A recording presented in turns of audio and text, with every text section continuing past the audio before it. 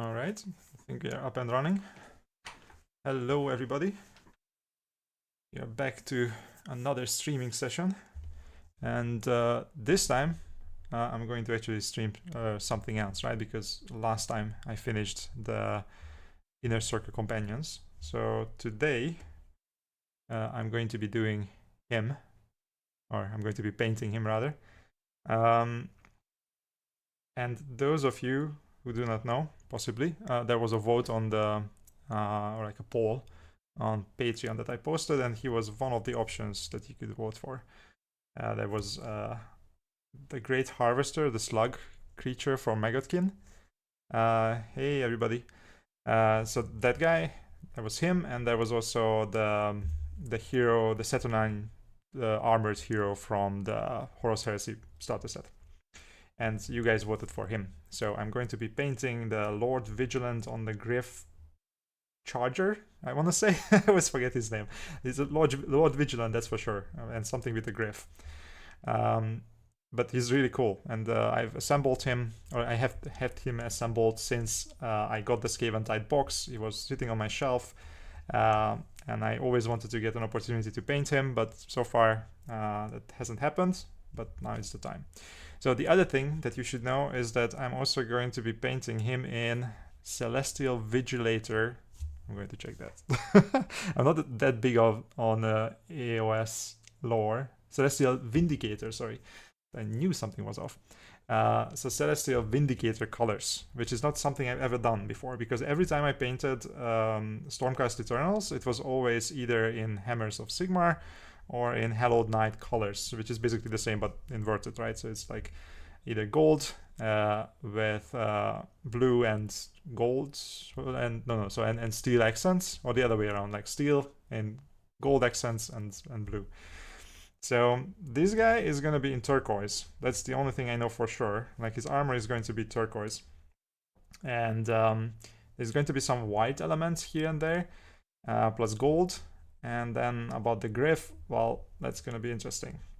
We will figure this out as we go along, because the only thing I actually figured out so far is what colors I'm going to use and what the undercoat is going to look like, but I haven't really thought about the deep details about how exactly I'm going to paint him. So we will just kind of go along with this whole thing, and then we will figure it out as we go along. Yeah, and one more thing. I know that some of you guys want to see Chimera colors being used, right? Because I used them for a while and then I stopped using them, because honestly since then I got a couple of other paint ranges that I just like more. But Chimera is really good, right? It's just that Chimera is not really a good primary paint range, because it doesn't cover very well and some other issues.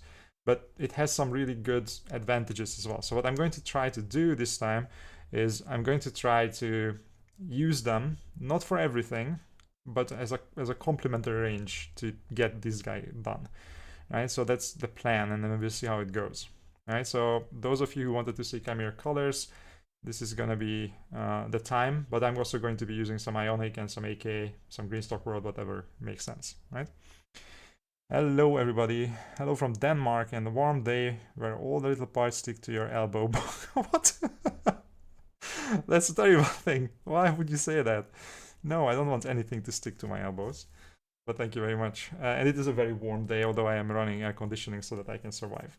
It's really, really warm. I feel like I'm in the tropics. I'm in Hungary, and it feels like the tropics. It's above 30 degrees Celsius, and Jesus Christ, I wanted to say what is the English terminology for having a lot of like water in the air? Jesus Christ. Oh my goodness gracious, it will come to me, but you guys can tell me. So basically it's extremely wet and hot at the same time is what I'm trying to say. What will the warhorse be for this Lord Vigilant? It's gonna be the Celestial Vindicators. That's what you guys decided in the poll. And by the way, I didn't know anything about Celestial Vindicators, but for those of you who don't know, just like I didn't, exactly, humidity is huge. The humidity is huge is what I wanted to say. Thank you very much for that, Kurt. So these guys apparently are the vengeful guys, right? They are the heroes that died fighting chaos. They died, and that now they really want to take vengeance. And they are kind of a little bit of a... Okay, I'm not going to say the word that I wanted to say, but they are not very nice about it, let's just say. Right? They are not exactly the nice guys of the Stormcast Eternals. I have to get, you know, to grips with all the Age of Sigmar thing, because I'm really big on Warhammer, but I mean 40k, but Age of Sigmar I like a lot, but not as much as 40k. At least I'm not as knowledgeable about it. So basically these guys are the not so nice guys who are like kind of like purging everything if it even touched chaos. So if somebody survived a touch of chaos or like a fight with chaos, they would just purge him anyway, or something like that, right? I read up on it a little bit just so I know what I'm dealing with here. But most of all, what is interesting to me is that they are in turquoise colors, which is a really nice color that I have never painted on Stormcast Eternals. All right. That being said, let's figure this out. And the way I'm going to approach this is that we are going to also do another thing that I've never done on the stream before. We only have done like 5 streams so far, so it's not a big thing to say. But I'm going to be using the airbrush for this initially, because I'm going to be... I selected some paints here. So I said that I'm going to use Chimera colors, but I will start with one green stop road paint. It's just because it's much easier to use in the airbrush. And this is going to be Abyss Blue, which is actually a really, really dark purple, unless I'm mistaken. Yeah, see? Something like this. And I'm going to be using this as an undercoat. So you guys probably know that I like really colorful things. So to ensure that I'm not going to actually start painting this on a black surface, I'm going to do a purple undercoat for him, very dark one, just so we have some color in the shadows. And then I will use that as a base color for basically all the different elements on him. And if we don't like it, we can just immediately go and paint something black again. It doesn't matter that much, but I think it's gonna work for most of the things on him. All right. Love the Axe, would like that one on one of my Dark Angel Terminators. But yeah, that sounds cool actually. I think it would look on many different models, but I would not like him to lose it. I'm not sure if the model has any other weapon options. Probably not, honestly. It comes from a big box. Those are usually push to fit, I think. Yes. This one is push to fit as well. I need to be careful because this might just come out. Maybe I will have to actually glue this down at some point. That's a good point. Would using a gray primer be better than black? Not for what I intend to do, right? If you wanted to use something like contrast paints or something like that, sure. Also, if you wanted to maybe establish some highlights on the model immediately with an airbrush, it might be a good idea to use a zenithal highlight. So definitely not a gray primer. I wouldn't do that. But I would use a black primer and then a white zenithal on top of it.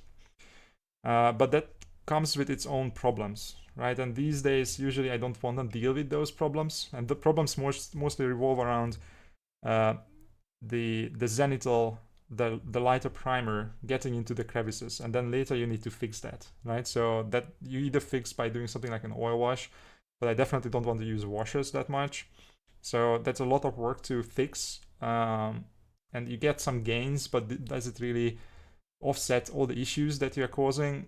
That's why usually nowadays I just either do absolutely black primer or I do an undercoat like I'm going to do right now.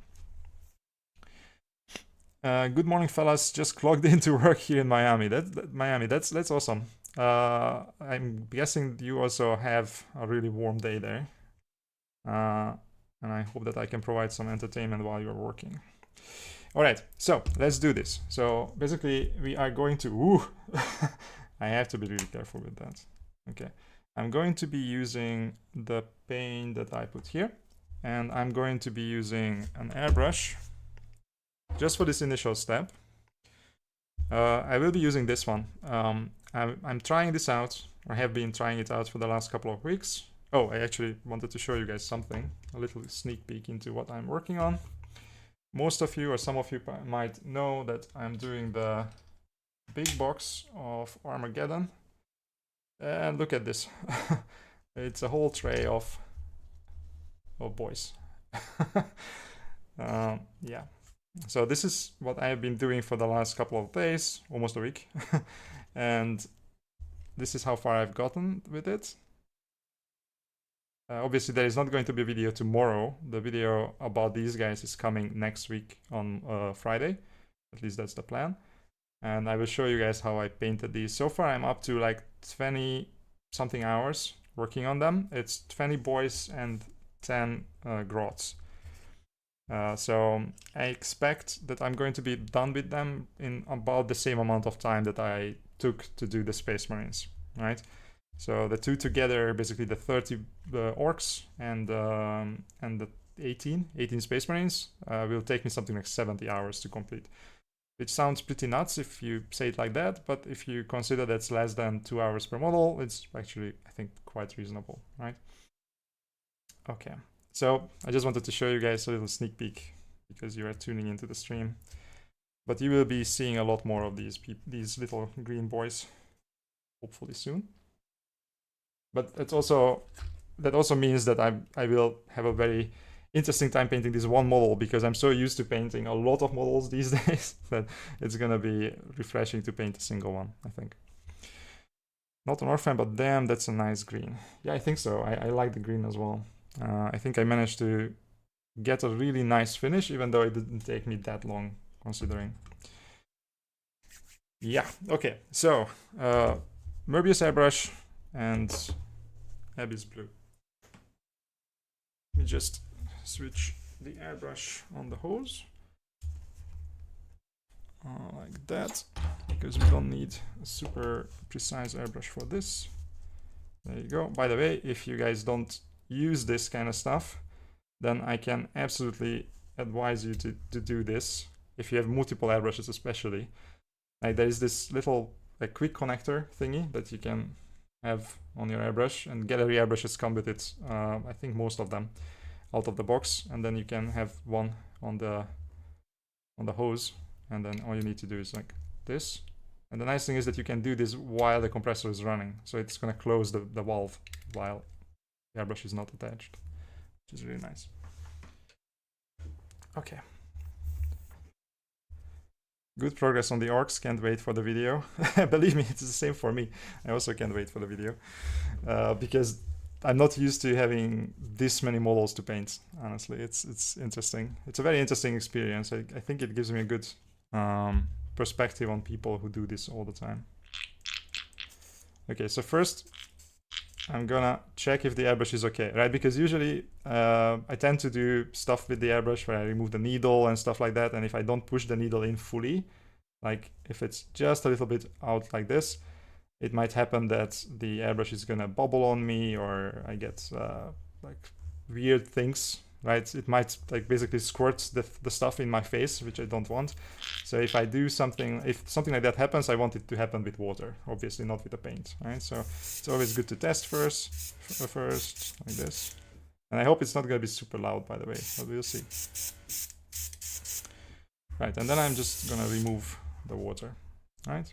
That's how I prepare the airbrush. It also lubricates the airbrush a little bit before I put any paint in it. Okay, so now what I'm going to do is I'm going to put a little bit of thinner in it, just a tiny bit.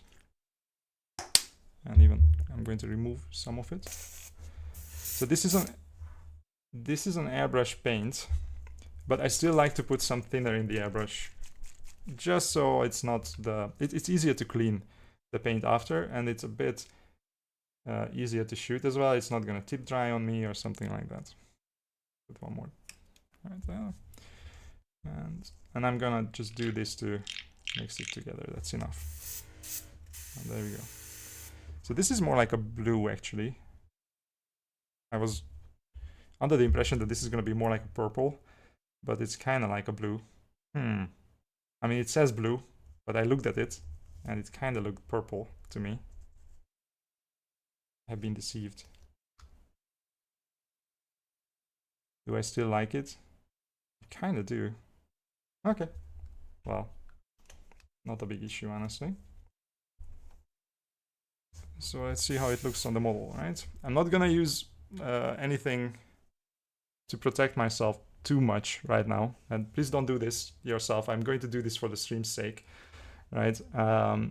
Usually I would wear a mask, but then you won't be able to hear me when I talk, so I'm just gonna not use it for this very short duration. So let's see what happens. Oh, okay, I like it. I'm gonna do this, and I'm gonna start the camera. I'm gonna show that I will be using this paint, and let's do this. I don't want to cover the model fully, right? My goal is not that. I want to keep this dark. Mask plus air chamber. So the thing is, yes and no. Like when you do something small, like a single model, you can get away without an air chamber if you're wearing a mask, right? At least in my opinion. I have never experienced the paint going anywhere really far away from where you're spraying, so you can also just put something under the model. I'm not doing that here because once again I just want to show you guys, so please don't do it like this usually, right? But if it's just a small amount of paint, you can definitely get away with not using like a box or something to catch the paint.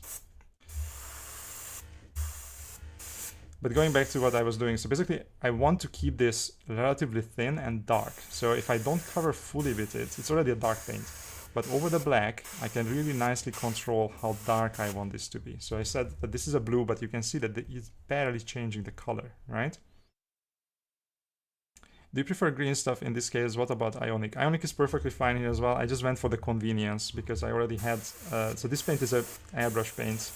And because I'm using an airbrush and I'm just base coating, it was easy. Plus, it was the exact color that I wanted, I thought, based on the based on me just looking at the box or the bottle, right? But honestly, now on the model, it actually is the color that I wanted, so everything is good in the end. Right. So I'm also spraying from above. This is not a zenithal. I'm not gonna cover everything fully, but I just want to make the model like a dark purple. That's the point, right? There's absolutely no reason for me to go crazy and try to use a lot of coats, because I could make it much more purple obviously if I went back and applied multiple coats in the same spot. But for now, all I want is a very dark purple shadow color, right? And that's another reason, by the way, why I'm not using a zenithal highlight before that. I would be using a zenithal highlight if I wanted to have a bright purple highlight on the model, right? Because over the white, this would be a very bright purple, even though it's a dark color. But over the black, it's actually a very dark purple color. I'm not even sure how much you guys will be able to see on the stream, how purple it actually is, or are you guys going to just see a black mass? Hopefully not. Hopefully you will see the details. Right. I'm almost done actually. What needle size do you use? I have an old hardened Steenbeck Evolution. I almost never use the 0.15 as it clogs on me a lot. The 0.4 works fine, but precision is not the best. Very good question. I completely agree with you. So I will actually have an airbrush related video coming out in a couple of weeks, and it's gonna be about that. This one is a 0.3, which in my opinion is the best middle ground size basically for airbrushing miniatures. I think, I'll give me a sec. It gives you good enough precision for most tasks, and it won't clog on you, that's for sure. At least, I don't think so. A 0.15 or like a 0.2 or something like that is great if you're doing some precision work. And the 0.4 is really only good, I think, for priming and like base coats. Okay.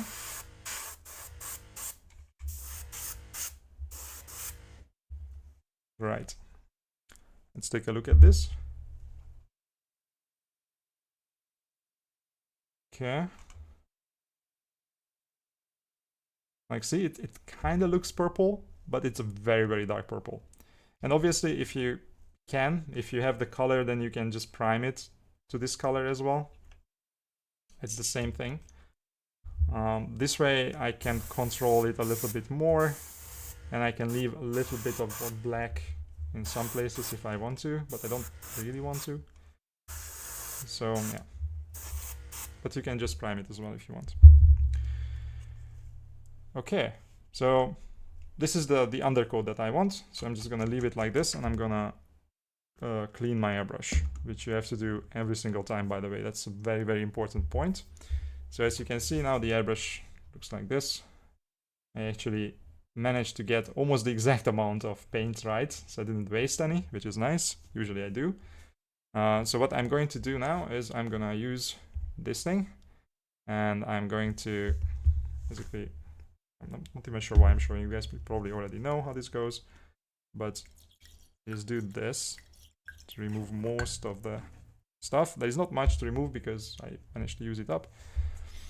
And then I do a couple of rounds of this, right? Because if I do this, as you can see, there's still a lot of paint coming out, right? So if I do that, I can remove it. I add some more. See, and it's still a lot of paint. So you have to do this quite a few times. Empty the cup. It's also a good idea to take something like paper tissue or something to clean the cup a little bit. I don't really bother with this too much, honestly, because as long as the inside of the airbrush is clean, you are fine. You don't have to make it strictly clean everywhere. Like that. But it's very, very important to, before you stop using the airbrush, or even just before changing paint, you should always clean it thoroughly. Because if you don't do this, by the time you pick it up next time, it's going to be clogged. And this is, I think, in my opinion, the biggest reason why people experience a lot of clogging on airbrushes, because they don't clean it after every single use. And this only takes 2 minutes to do. And once you are done with this, I actually usually do one more before, even if I feel that it's clean. I'm going to use one more like that. And I'm not sure if you guys are going to be able to see this, but it's absolutely clean now. Now at this point, usually what I do is I take a little bit of airbrush cleaner, something like this. I add it, just like the water, and I do this.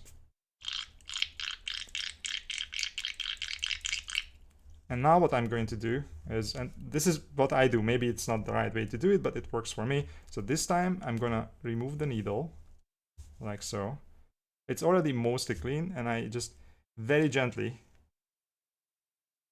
removed anything that is still on it, usually around the tip, on the wet side of the paper towel, right? And don't push it down, just lightly like press it against the paper towel. If you push it down, you might bend the needle, so don't do that. And then ideally I can just, oops, there you go, put it back, and I mess it up. Usually I don't mess it up, but I'm on the stream, I guess. And there you go, like this. Huh? Something is definitely not happening perfectly here. Okay.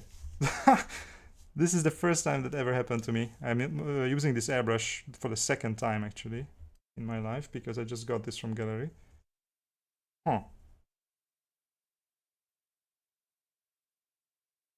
What? Alright, so see? Something is wrong. I somehow managed to mess it up. Oh, there we go. Huh.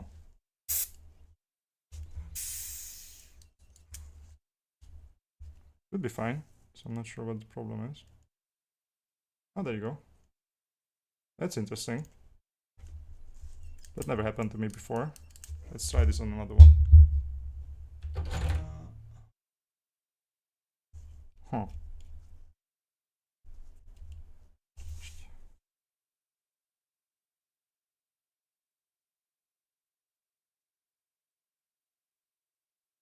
Yeah, it works. Huh. Okay, maybe that's a thing that happens with the Möbius. But normally what would happen is that you just push it back and problem solved, right? Which now I managed to do. But let's try it out.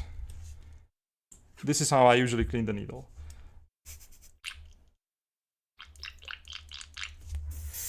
This was not the moisture. The needle didn't find the hole in the trigger perfectly, which is weird.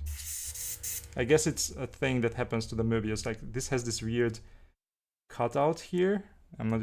You guys probably can see this, which the other airbrushes that I own don't have. I'm not sure if this interferes, but somehow I didn't manage to get it inside the hole there, which is interesting.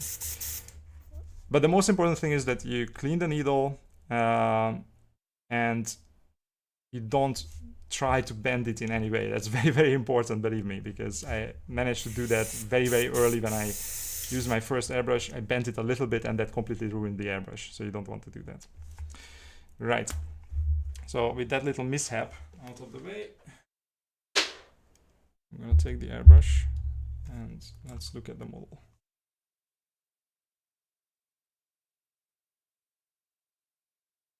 Must be fiddly. It shouldn't be, honestly. Like, in my experience at least, it usually isn't. This is... I guess I'm on a stream and I mess it up, but normally I wouldn't. But you have to do this. So I don't usually clean the needle between every single paint or something like that. I would clean the needle like this after I'm finished with the airbrushing, right? But after every step, when I change between the paints, I would still clean the airbrush almost fully, exactly like I did right now, right? So that's the way basically to clean the airbrush perfectly so that you don't have any issues when you pick it up next time. But still, it's nice to just use a little bit of water before you start spraying anything else, just to make sure that something didn't stick. And if you do it like this, I usually have to deep clean my airbrush maybe like every 3-4 months or something like that. So, you know, I think it's worth it overall. All right. Let's figure out what we want to do next. So I thought that I would be starting with the armor, because that's the most signature thing on this, I think. So for that, I wanted to use something like this. All right. Which I think is going to be a good turquoise color, hopefully. Let me see.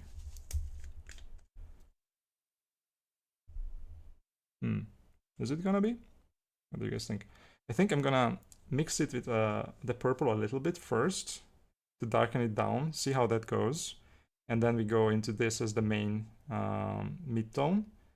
And because these are chimera colors, the way I'm gonna highlight this is I will add a little bit of white to it, because chimera usually works that way, that you can just mix in other colors, especially white and black,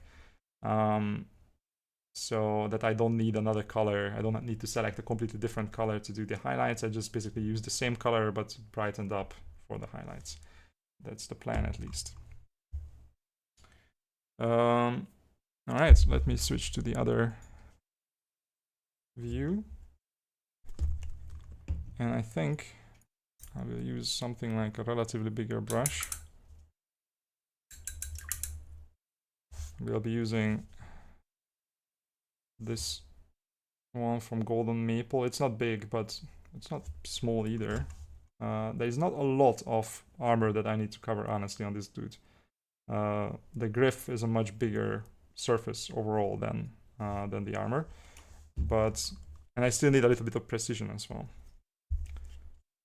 So I think I'm gonna do it in a way that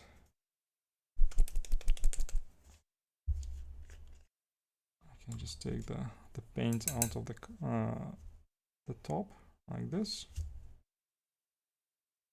Ooh, this is a nice color. I'm not sure if this is the official color of the Celestial Vindicators, but I think this is the one that we are going to use. Okay, so the other color that I wanted to use is, I think I'm gonna use like a deep Rasto color as my purple. It's not the same color that I use for the base coat, but that's not a problem. So I'm gonna combine these two a little bit and see what I get. All right. Okay. This looks really nice. So what I want is basically purple shadows and then transition into turquoise. And I guess that's basically it. I will just brighten up the turquoise.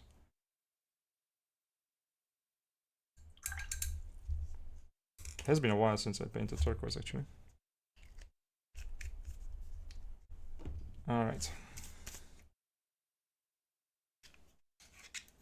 Let's do this. It really bothers me that this moves. I need to actually glue it down, I think, after this session. Because at some point I might just lose it. Which would not be fun.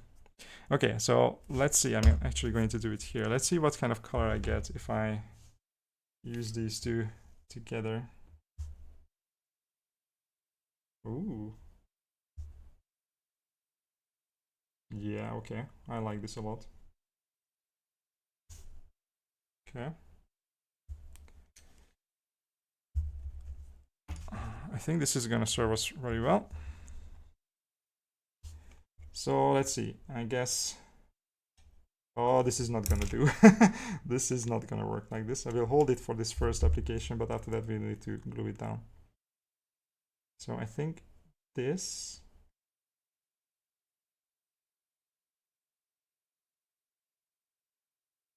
So this is basically a blue at this point, which is great for us. This is gonna be like a purple to bluish to turquoise. I'm gonna do it like that.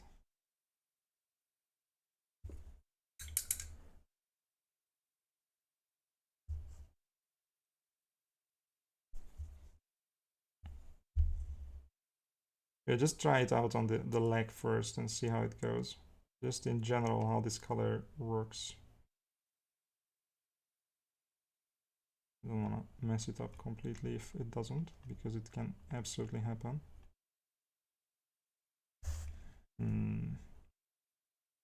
This is a tricky one. I think I'm gonna mostly cover it because this is fully in the light.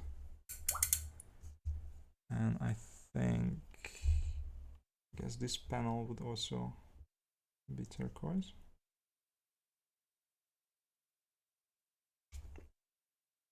Is this whole thing gonna be gold, I wonder? Oh, I would say probably not. So then this bottom side is also gonna be turquoise. Okay.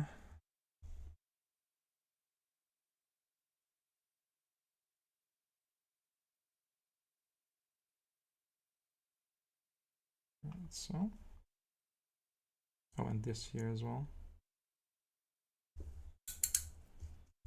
It's interesting to paint this because it's very unfamiliar. It's different from a Space Marine. Like, I'm used to those shapes already. This is a little bit different from that. Okay, so for now, I think I'm gonna leave it like this. And now I'm gonna switch to the actual turquoise. And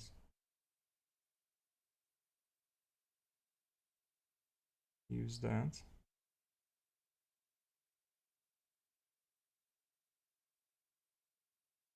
So.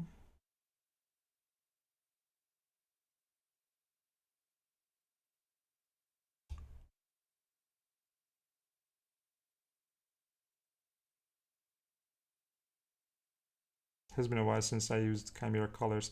By the way, I did not include any music this time, because I figure that if you guys want to listen to music, then you probably want to listen to your own anyway, right? So if you feel that it's too quiet, I think I mostly will just talk anyway, because I like talking. So if you feel that there is a need for music, just put on something yourself, I suggest. But also let me know if you think that this is a bad idea, of course. It just makes things easier. I don't have to fiddle with the volume, plus I also don't have to come up with what exactly you want to listen to, because it's either elevator music, which kind of sucks, or I use something that is copyrighted. And then there is issues with YouTube. Possibly, it's not really, this is not monetized in any way, but still, it's annoying when YouTube constantly flags it for me. Ooh, okay, this is starting to come together. It's nice, we don't need music. Great, that's exactly what I wanted to hear. Thank you very much. Okay. I like this color, I think. So, like that.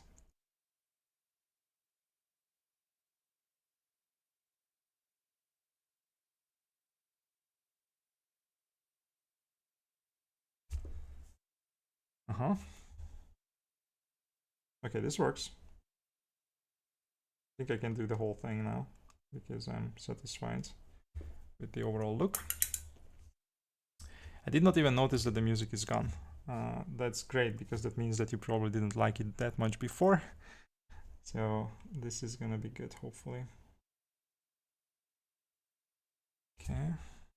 Actually, I'm going to add a little bit more purple, like so.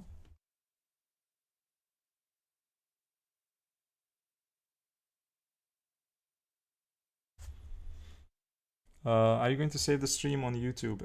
Yes. So the way this works is that if you catch this while it's live, then you can watch it free. But if you want to watch a recording, there's 2 tiers on my Patreon that have access to that.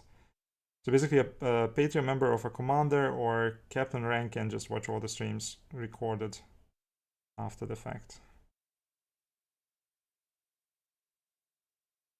Okay. Ooh, I'm not even used to how chimera colors behave. Very interesting, actually. Very different from what I expect sometimes. It's very very matte, but also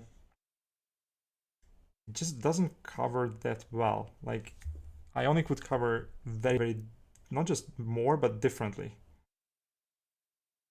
And I assume this will help me blend in a way, but it also makes it much more difficult to properly get coverage on the surface. It's very interesting. It's so weird how different paints behave so differently. And in a subtle way. Like, some people would not even notice probably, but if you paint a lot, then you pick up on these little things. And it's not necessarily a bad thing. Like, for example, this not covering thing, but it's just something that you have to work around, I guess. But I still prefer the ones that cover perfectly, I think. Yeah. The color is really nice though. Alright. So I'm kind of highlighting and base coating with this purplish blue color everywhere. Should I keep the face turquoise or should it be white? Is an interesting question. So these guys supposed to have some white elements, and mostly, as far as I could tell, they are painted on the shoulder pads. However, the shoulder pad of this guy is not really visible. As you can see, that there is a sculpted detail here that covers the whole thing, which is probably going to be gold. And this one is completely covered, and it seems that even if it wasn't covered, it's kind of like a chainmail-esque thingy. So it's not really a good opportunity to paint white. Therefore, I'm thinking maybe I will make his face, his head, white. And that's a bold decision because white can be very difficult to make nicely shaded, but everybody looks at the face immediately, right? But let's be bold. Let's do that. Why not? Right.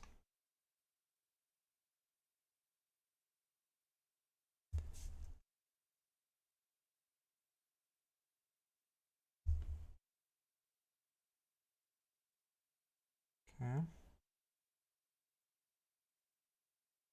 What do you guys think about this color? Do you like it for the celestial indicators? Because I think it's gonna be slightly different from the one shown in the key art.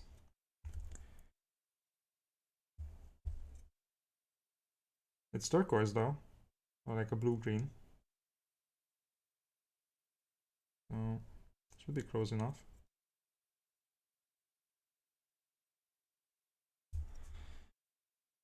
I'm also wondering actually why people chose this skin. I mean, not skin, but like Warhost, Army, whatever. Because I fully expected most people to go for something more well-known, like Hammers of Sigmar or Hallowed Knights. But actually this one, and I think the other non-mainstream one, got the most votes, which I was surprised by. I need a little bit more of this blue-green.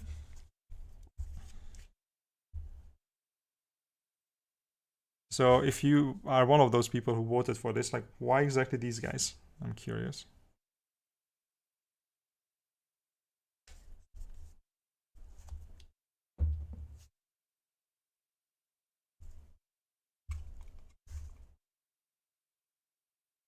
Is it because I have not really painted any turquoise on the channel yet and you guys wanted to see how I would do that? Or is there some other reason for it? Okay.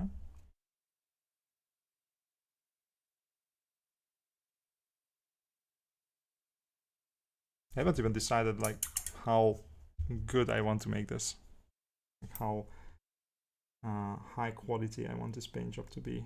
I guess we want to make this relatively high quality, right?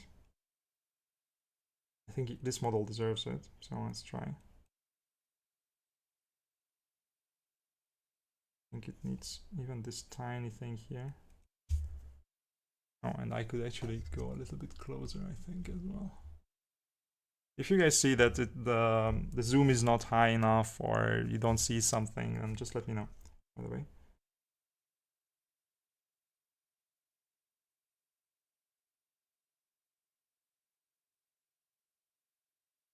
Okay. You know what?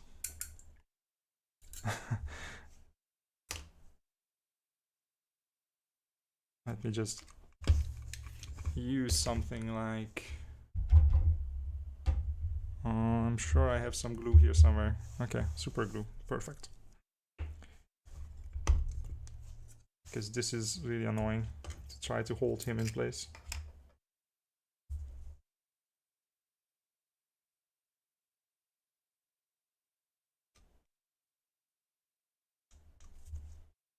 Right, like that.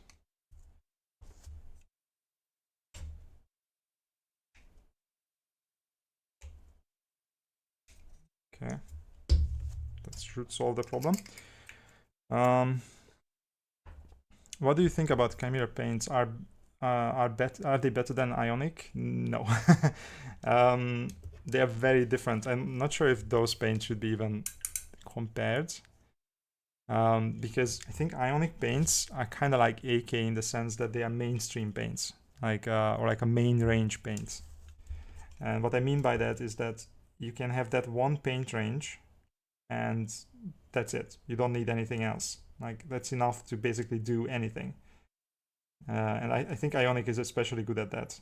But all the 3 paint ranges that I put into my top 3, I think Green Star World, AK, and Ionic are all great at that. And there are some others as well that can do the same, like Vallejo, for example, is perfect for this, but even Citadel.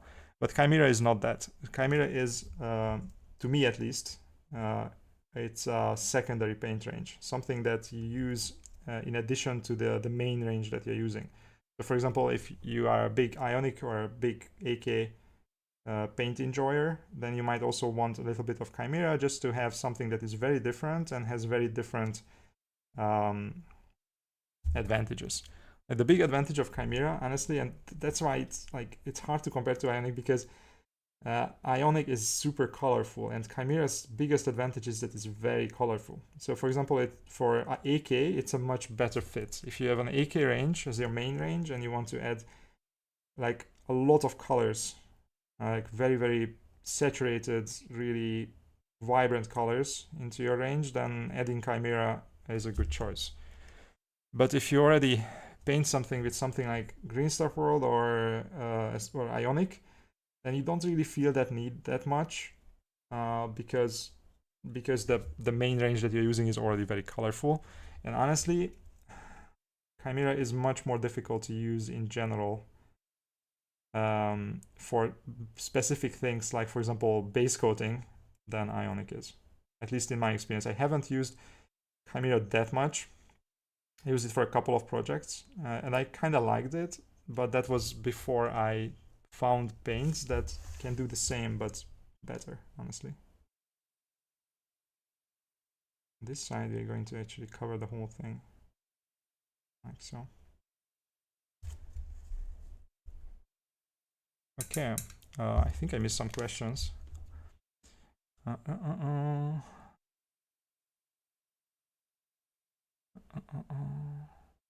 Do you pre-select colors or just wing it as you go? I guess both. So usually, before I start a project, I usually think about it for a while, if I have the chance. And I come up with not just the paints. The paints is one thing, but first you need to come up with the method that you want to use. Because obviously we discussed this in the beginning a little bit, like whether you actually want to use a zenithal highlight, you want to paint from black, you want to use an undercoat, something like that. You need to figure this out. At least I need to figure it out before I start. And then once I figure that out, I start selecting the main colors. And first I need to figure out what the color scheme is going to be. And can I do it in a way that... No, I'm gonna do it like this. Okay, never mind. So first you kind of need to figure out what the overall color scheme is. And once you did that, then mostly you need to, at least the way I usually go about it, is that I come up with the main colors that I want to use. Not the specific paints, but the colors. So for example, okay, this guy is going to be turquoise, right? Like if this is a turquoise guy, what is going to be the color of the steed, the Gryph? Once I have an idea about that, then okay, what's going to be the color of the cloak? Because maybe that's not determined by the color scheme. That can be either, I don't know, purple or red or even white or something like that, right? So I come up with these colors, and I try to find paints in the range that I want to use that match those colors. That's how I usually go about it. And then usually that's a plan that doesn't survive contact with the enemy, right? So once you start painting, you realize that, oh, okay, that color is not exactly the way you imagined, unless you have a lot of experience with the range. Or maybe you figured out something else. You want to use a different method or a different technique or something, and that requires a different color. And sometimes you actually, or at least me, you can actually put the paint on the model and then later realize that you don't like it that much. But then you can still modify it, of course, with glazes, washes, repaint it, use an airbrush over it, use some kind of effect over it. So I think people are a little bit too hung up on exact paints that they want to use. I think the colors are much more important than the paints. Once you figure out the colors, choosing the paints is relatively easy. Ooh, these Chimera colors behave so differently. I gave myself an interesting exercise here. Paint with them now that I am more used to better coverage.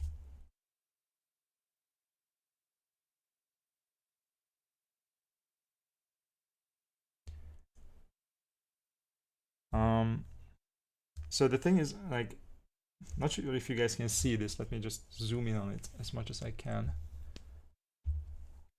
Can you see how the paint is kind of not covering fully? It's kind of grainy or something. And this is something you don't really get with Ionic, for example.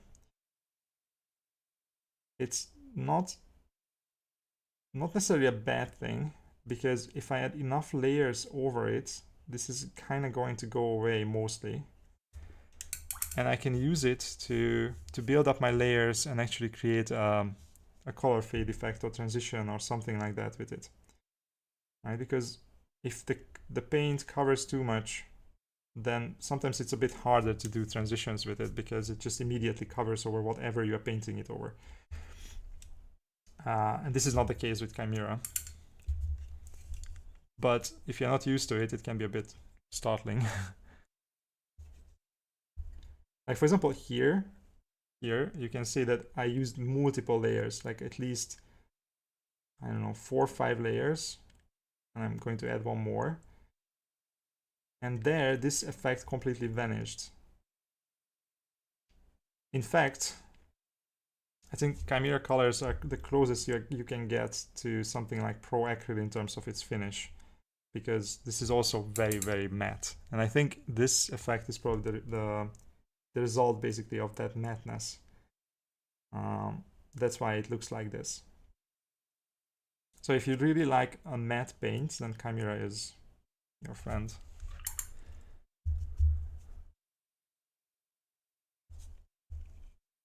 This is not the kind of paint that you can just, okay, I'm going to use 2 layers and it's done. This is not that kind of paint, at least not in my experience. This is more like a 4 or 5 layers of paint. Have you tried Pro Acrylic paints? Yes, I did. Like, there's a video on YouTube and a lot of people are very upset about it still, because I absolutely did not like them, because they basically do the exact same thing as this paint, but they also have a really, really bad consistency, and they're very hydrophobic. Like, for a paint that's, you know, it's basically an acrylic paint that's supposed to be thinned with water. That paint falls apart as soon as it sees water. It's like, oh my god, the humidity is high right in the air, and the paint stops working basically, at least. Yeah, okay. So I'm exaggerating now, but yeah, I don't like it at all. And a lot of people didn't like me not liking it. But for example, Chimera, I think, basically can do exactly the same thing with less downsides, but still, Chimera is not the best paint, I think. All right, so something like that.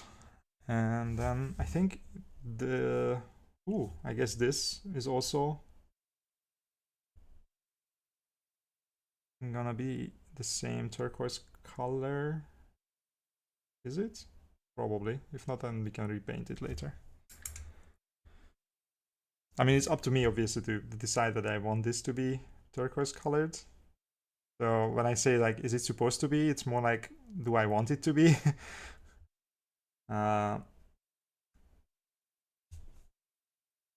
the main concern is to make it look like this is a celestial indicator in the end. All right. Okay. Oh, another thing that Chimera does, which is weird to me, is that it depletes really fast. And maybe this is just me doing it, but like the amount of paint that I put on my palette, if it was AK or Ionic or anything else really, I would expect that to be enough to cover the whole model. Or at least all the elements that are supposed to be that color.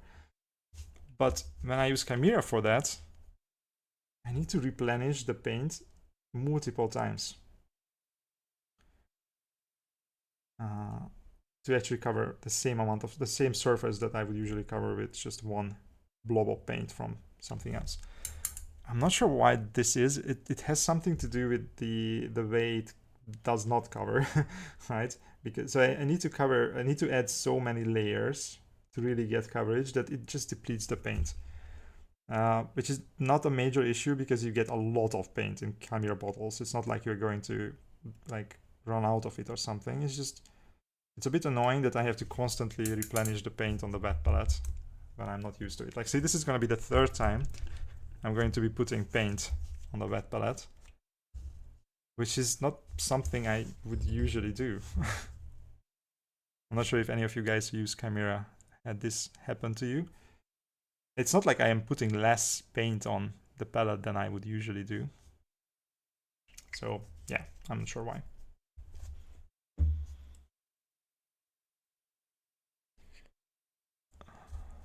It has something to do with probably the consistency and the covering power of the paint or something like that.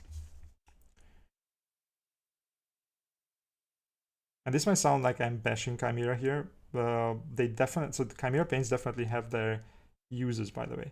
Like, for example, I think Chimera paints are great at painting large surfaces like busts. And the reason for that is that because they don't cover that well, as I said before, like, I think they're great at creating transitions or like basically smoothing out transitions without really trying that much, which is nice. But what you pay for it is basically this convenience of not being able to cover that easily. I got excited when I just started painting and got Chimera paints. I just couldn't get them to work for me. I was fighting the paint my entire time. Yeah, I can imagine that. That's I think Chimera paints are not very friendly to new painters for sure. The other problem is that, I mean, once again, I don't think they are bad paints for what they are. Like, they have their uses, but they are similar to ProAcryl in the way that if you use ProAcryl or Chimera for that matter, and you watch someone who is not using them, and you want to pick up advice and pointers and whatever from that person, then the advice is not going to make sense. And the reason why the advice is not going to make sense is because the paint of that person is not going to behave the way that your paint behaves. So it's not going to dry in that amount of time. It's not going to cover in that many layers. And it's just going to look different as well. And the consistency is going to be different. It can be a bit annoying. Whereas for many other paints, it doesn't really matter that much. If the person you are watching, as long as the person is using a blue paint or a turquoise paint, you can just use the same kind of tone and you are going to be fine. It's going to behave relatively the same. So that's weird, right? And that can throw you off a little bit as well if you are new.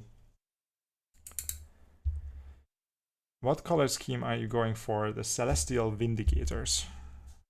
And the reason for it is because people voted for that. So I basically put up 4 different paint schemes. What was the 4th one? So there was Hammers of Sigmar, there was Hallowed Knights, there was Celestial Vindicators, and one more. Can I find it? Because I'm curious, actually. Give me a sec. It was... Oh. Astral Templars, which also I don't know anything about, but they look really nice. Okay, here we go. Okay. So this still is not covering perfectly. And it's annoying me.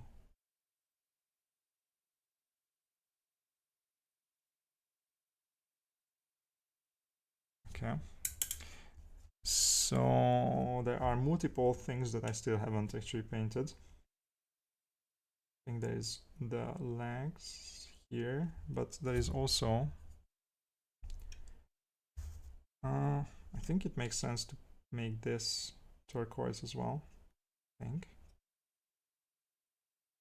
It's not the end of the world if we cover something that later we will repaint, right? A bit of extra work. All right, so before we move on, so there is also this. Have I missed something? Like, I think from the front, we are good. From the back, mostly we are good. Not much we can see here, but oh, there is this.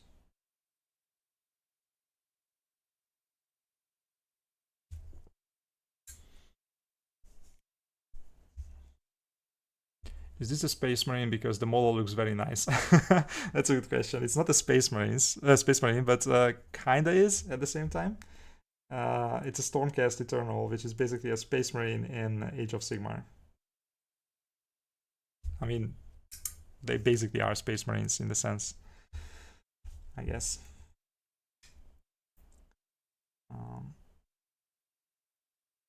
They have some really, really nice sculpts in Age of Sigmar. So my problem, I'm not sure about you guys, but I love Age of Sigmar models. The problem I have with Age of Sigmar is that I just can't get into the lore as much as with Warhammer 40k. I tried to read some books, but other than like maybe one or two, I did not really enjoy them nearly as much as I did the Warhammer 40k books. And that's where I get most of my lore from. Right? So if I don't get the lore, then I don't get attached too much to the model. So for me, the lore actually adds a lot to the enjoyment of the painting as well. Because if it's a thing that I really enjoyed reading about, then I somehow really enjoy trying to paint it exactly the way I imagined, like making it basically come to life in a way. But I paint many things that I am not necessarily 40k or I'm not really that much into. Like, for example, I paint Dark Angels and I don't really like Dark Angels that much. But sometimes it's really nice. Like, for example, if I paint Ultramarines, I really enjoy it because I like Ultramarines, believe it or not. But I really like almost all of the Chaos Space Marines. So I really enjoy Nurgle stuff like that. Black Legion, Khorne, everything really.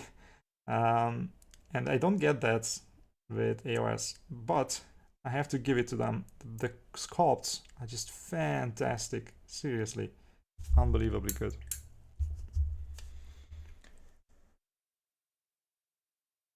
I wish there were some Space Marines on dragons or mechanical horses. Oh, that's an interesting idea. I mean, there are mechanical horses in the Imperial Guards, I guess. Those are not Space Marines, but there is at least 2 dudes that I know of, like a squad and hero model that has a mechanical horse. Dragons, not so much. There are a lot of Stormcast Eternals that ride dragons, though. So these guys. I don't think it's really...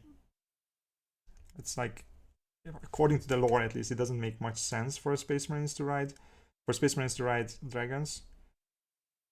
But who knows? Like, we got Exodites now, right? Like, those are Eldar and they ride dragons, so anything can happen.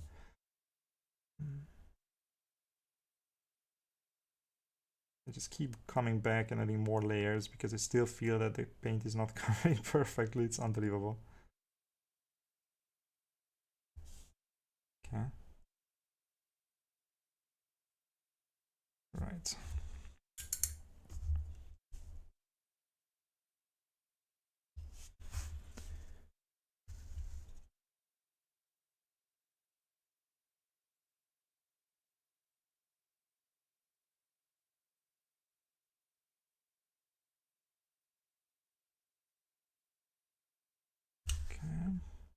I don't want to cover this fully. What we are going to do probably later is that I will come back and spray a little bit, just a little bit of purple color into the shadows of this to smooth it out.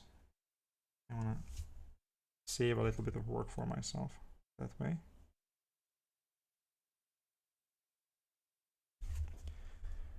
Right. I think there should be also It's not much that you can see of this hand, but it should also be kind of turquoise. Not sure if you can get to it. I would probably be able to remove, honestly, the shield if I really wanted to, but I don't want to cheat.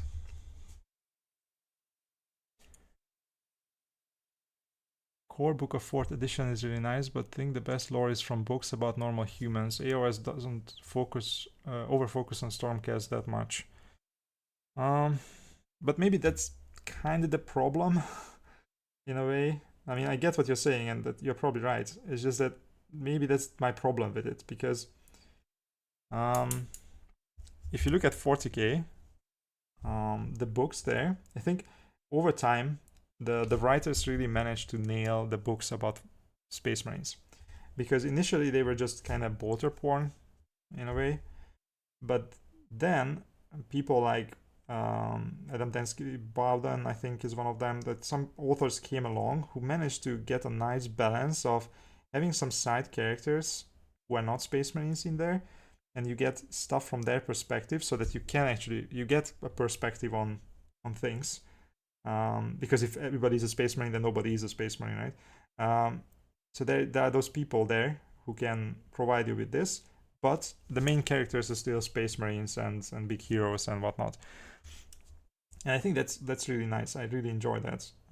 Whereas I don't get that in Age of Sigmar. But admittedly, I have not read as many books, not even close to as many books as I did as I have in 40k. I read the Hallowed Knight books, and I enjoyed those, I think. So that's that's the reason why they are one of my favorite chapters, or whatever you want to call them in Stormcast Eternal terms. Warhost, something like that. Stormhost, right? I guess Stormhost is the right designation. Actually getting close to getting done with this.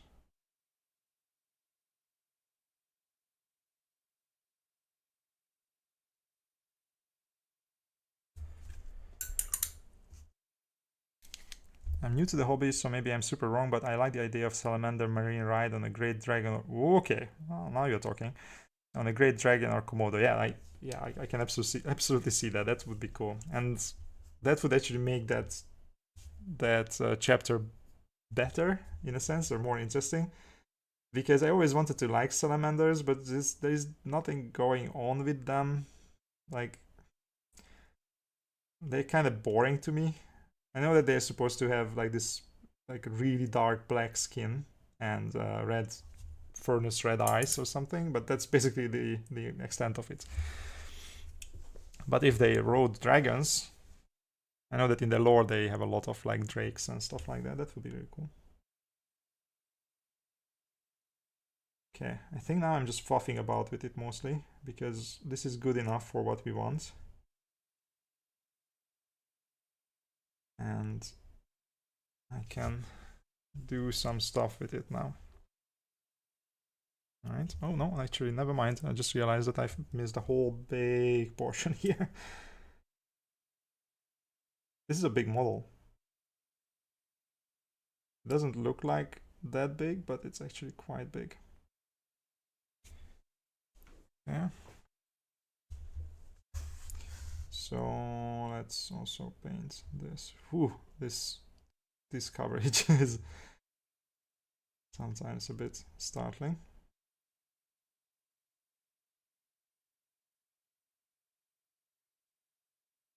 Ooh, now I'm actually, maybe I should do this a little bit. All right.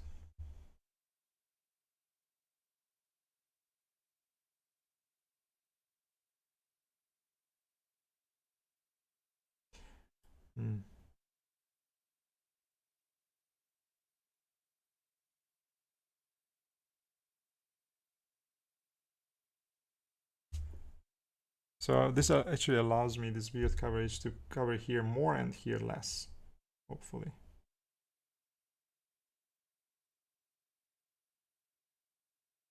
So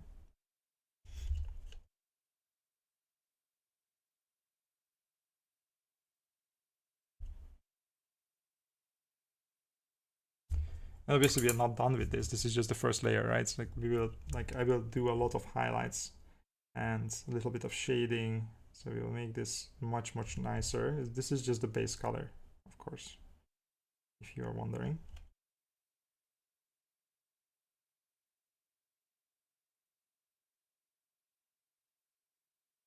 Okay.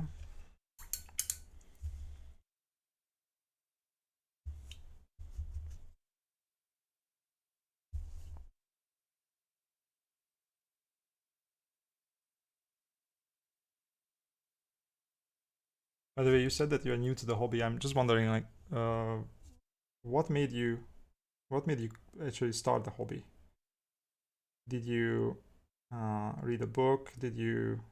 Or have you maybe like played some games before, and you decided that okay, you want to plunge into the hobby side of things as well?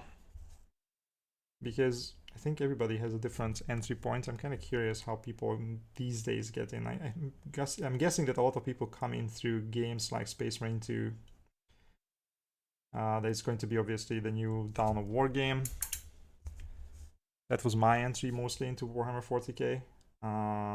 Back in the day, the original Dawn of War and then Dawn of War 2. That's how I got hooked on the universe. Is this how people get into the hobby these days, or something else?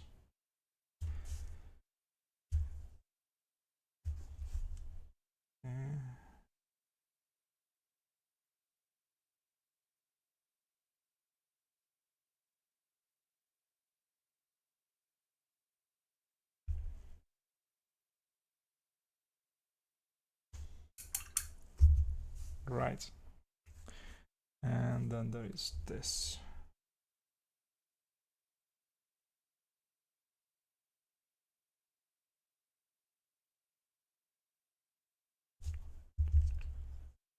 And the same on this side, I think, as well.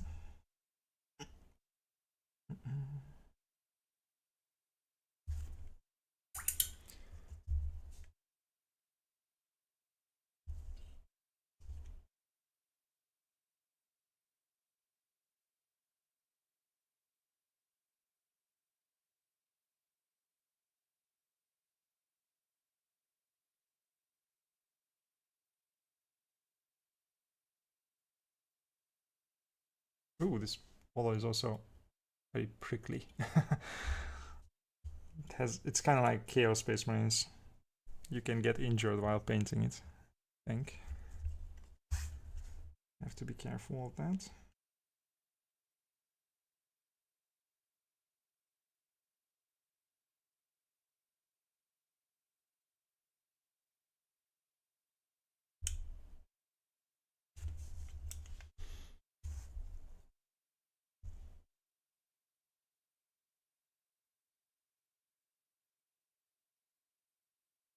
All right. I think that's actually quite close to what we want. I'm gonna use a little bit of glazing with this purple to make things a bit easier or interesting, so that I don't have to do that much with the airbrush later.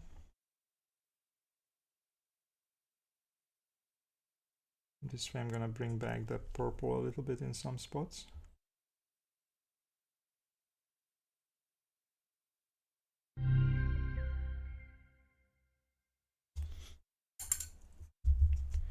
So I'm just diluting the purple paint a lot, and I'm dragging it into the shadow areas. And initially this might look very strong, but once it dries, it should not be that harsh anymore. And I can also go back with a little bit of thin down turquoise color to smooth it out. But this is just there so that I reinforce the purple that I managed to destroy a little bit because I was struggling with the consistency. And also this allows me to, I don't like that. This allows me to smooth out the transitions a little bit, because every layer, even if it's very translucent like this one, is still gonna smooth things out just a little bit. Like that. I mean,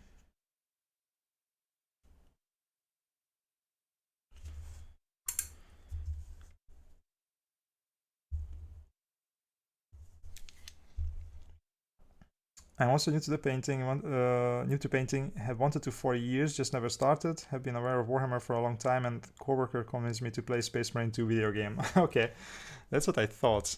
But a lot of people probably are coming in through other media, right? I think nowadays, actually, Warhammer did a really good job coming up with new games, and there are so many more new ones coming, but Space Marine 2 was, I think, the biggest one these days. I also played it. I played the first game like twice or maybe even 3 times. It was really good, but I think a lot of people are introduced to the hobby because of that, and that's cool. But once Total War and the Dawn of War 4 are coming in, it's gonna be interesting, I think. Hopefully a lot of new people trying to learn to paint.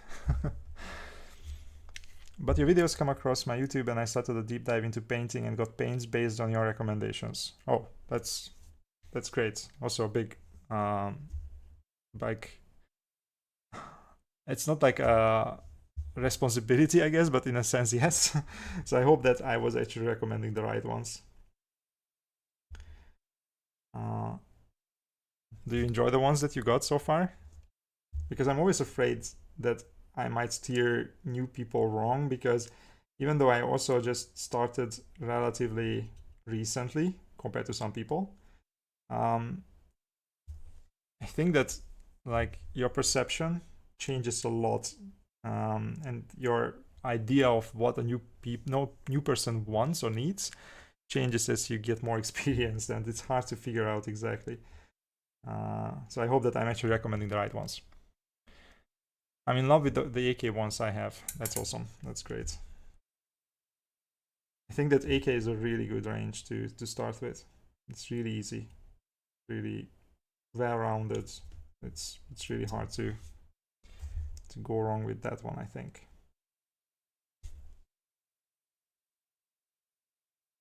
What PSI you recommend for layering? Ooh, this is a difficult question. It's a difficult question because I usually don't know, and that sounds weird.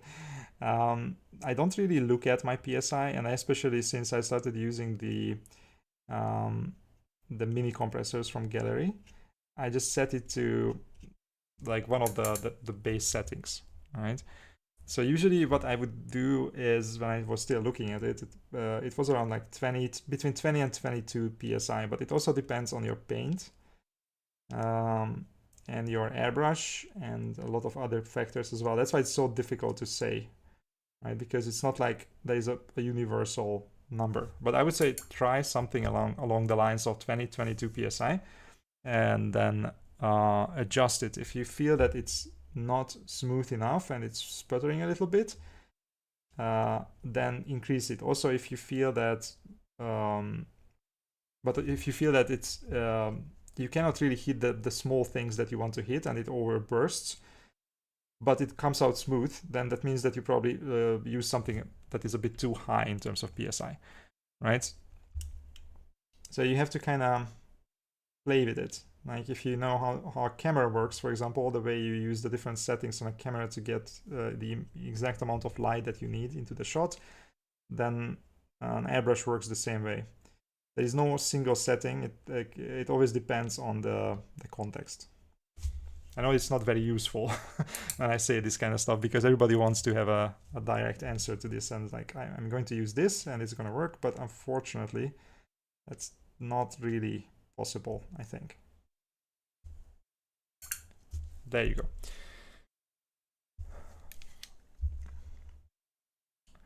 I recently came. This turquoise is a base for bronze, or is it part of non-metallic metal? Neither. This is actually be a base for a turquoise armor. gonna have to move it like here, I think, so you guys can see it better. The non-metallic metal is gonna come after this, I think. I will not necessarily finish this, but I will work more on the turquoise, and then we will start the non-metallic gold around it as well. I have some Citadel ones and hate the pot with a passion. Well, join the club. I hate it too. So I doubt I will get any more, but I had already picked up a Gaahleri Airbrush for other things before I found your channel. That's great. Like, I think a lot of people are discovering how good Gaahleri Airbrushes are and how cheap they are compared to some of the other brands. I think this is like a larger phenomenon that we are seeing nowadays, that Chinese brands are becoming really good. They are not just cheap, they are actually good as well, and Gaahleri is a good example of that.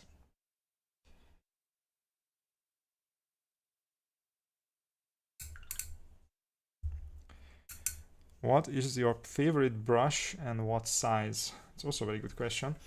So right now I'm using, I don't have the box here, but basically these brushes. These are golden maple Kolinsky sable brushes, and I usually use the zeros and the ones, but also the twos. So basically there's not a single size, once again, that fits all. I really like to start as big as I can with the brushes initially, and then I go up. So basically I start or like I finish with these guys. The reason why I'm using them right now is because these armor panels are actually relatively small. But I would also use, give me a sec, I'm going to actually fetch the box.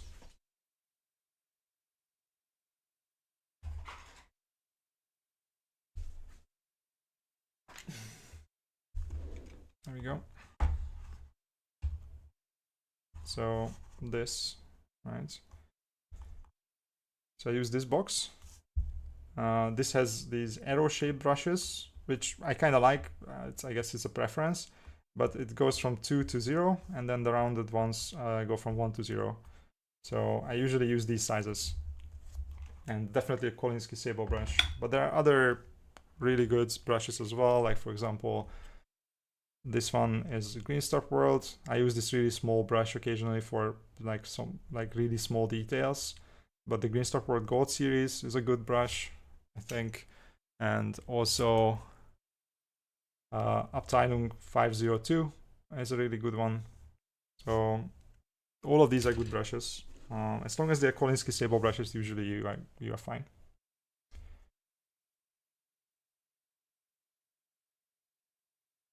Okay, now let's assume that this is good enough for us right there as a base coat, right? And we will work on this more in a second, but for now this is good. So now what I'm going to do is I'm going to use the same blue and add a little bit of, or like turquoise more like, I will add white to it to get a slightly brighter color, and I'm going to use this to highlight stuff.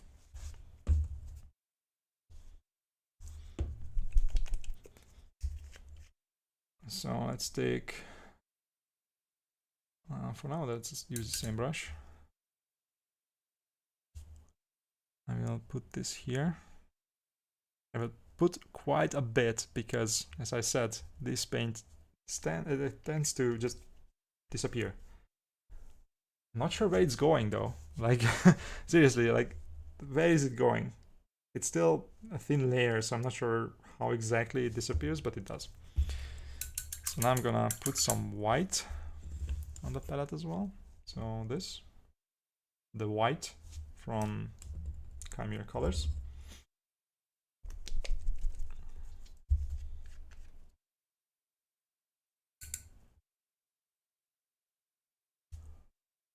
Right above the other one. Maybe not so much because we really don't need that much from the white.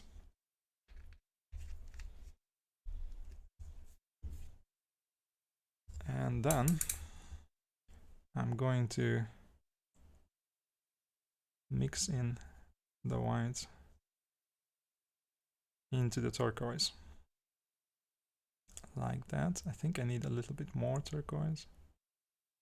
Maybe a little bit more turquoise. Yeah, I think this is good enough. Right. Evaporates in the air. I don't think so. No, but seriously, like, where did it go? That's what I can't figure out with Chimera Paint. Every time I use this paint range, the same thing happens. I paint one single guy, and I use as much paint as I would use for a whole squad with any other paint range. It's magic. Seriously. It's just magic. I think they know this, and that's why they add these really big, I think it's 30 milliliters of paint, which is more than I think any other paint brand. So, you know, I think they know.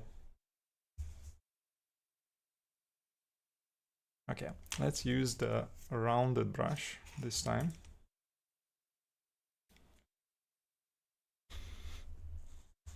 I will zoom out a little bit more so that you guys can see this better. Because even though it's closer, I tend to not put it into focus, the model. And let me start this. Let me show the camera that I'm using this paint and this paint mixed together. Like so. And now this should have a much better covering power, right? Because now we are using white, and white usually adds covering power to paint. So this should allow me to cover a little bit better, ideally. And yes, exactly.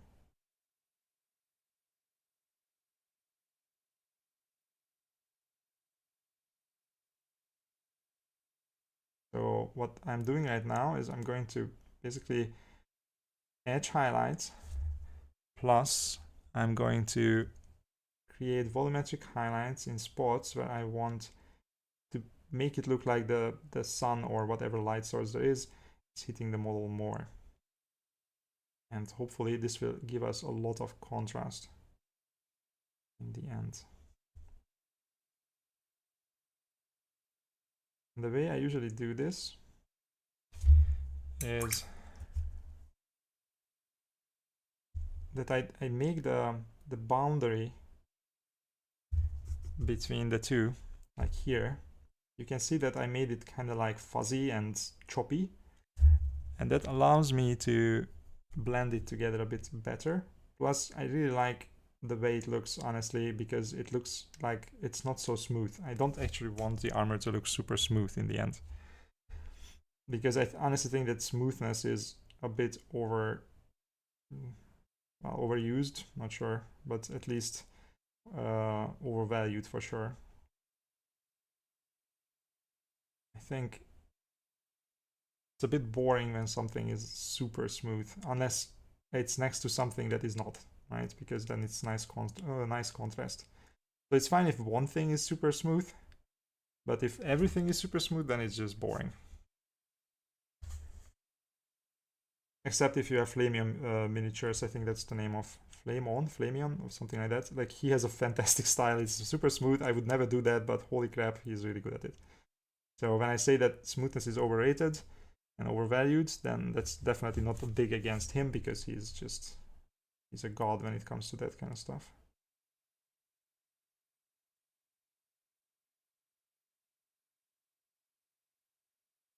So unless you want to make smoothness your style, basically, I don't think you should aim for something that is perfectly smooth. Making something perfectly smooth also requires more work than, like, by the time you make one panel super smooth, you could have painted the whole mini.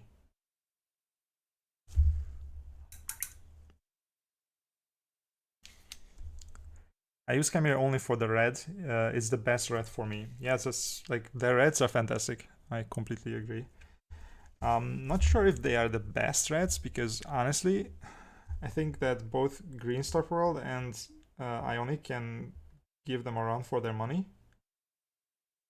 But yeah, they are really good.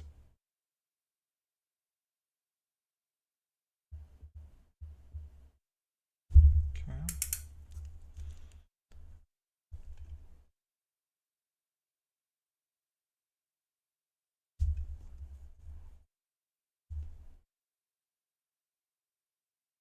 Huh.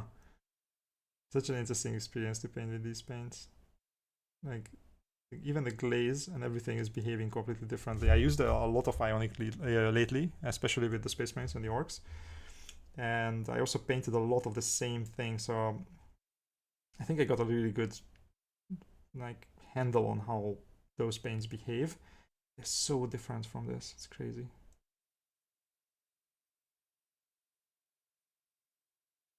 I have to be careful because those reflexes that I got there don't really serve me very well here.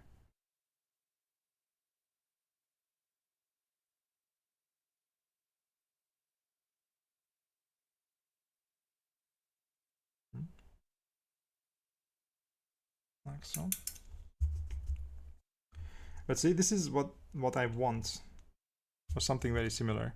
I want purple shadows here, and then it kind of goes and turns into a much brighter color as it goes along, and also turns into turquoise. So dark purple to very bright turquoise is what we want to go for, if everything goes according to plan, like so.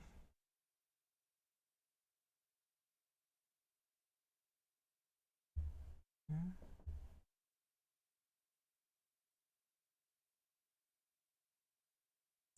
On this side to be brighter. And why? Just because. Because I want contrast, basically.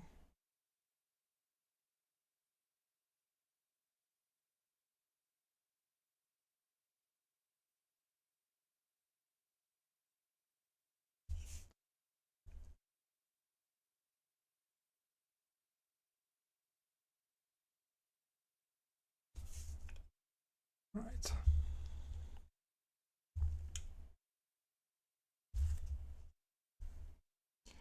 But the nice thing about Chimera is that the consistency is good. Right? Like, maybe it behaves in many ways like ProAcryl, but mostly in the things that you are kind of fine with, I think. Because unlike ProAcryl, this one actually has a consistency that is really easy to manipulate, and that's nice. Very useful as well. So this is not flowing everywhere. This can be made easily into something that behaves perfectly for an edge highlight. But it also is great for glazing if you want to. You can easily water it down. So in that sense, at least, Chimera is really good, I think. And even if you dilute it, it remains a really nice color, because the pigments in these are very high quality. And I think they claim at least that this is basically a pure pigment paint, so there is no added stuff, like there is no white pigments added so that you get better coverage, which obviously you don't get. But it's always really nice and vibrant. And you can actually add white to it, like I did right now, right? And you don't really lose much in terms of vibrancy, even with the added white, which is awesome.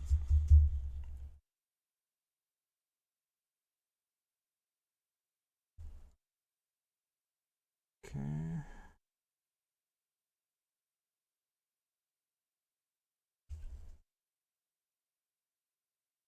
But the fact that this model is this big, it makes it a bit difficult to paint, honestly. Harder to find the right kind of position, basically.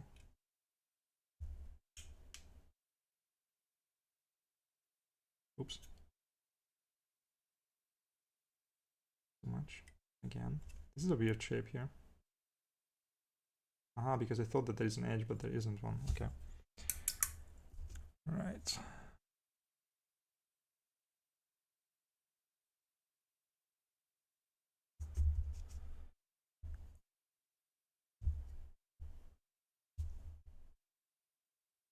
So this is where things are becoming a little bit more difficult, right? In terms of technique, because now there is a lot of edge highlighting and painting small tiny details and scratches and stuff like that. But now I have coverage. It's on my side. Now this is a bit tricky. Not this, but the stuff. This thing. Like, how do I paint this in a way that it looks good? I think I'm just gonna cover it like this, and then I will use a little bit of a glaze to darken it slightly, but it should be very much in the light, so it shouldn't be super dark.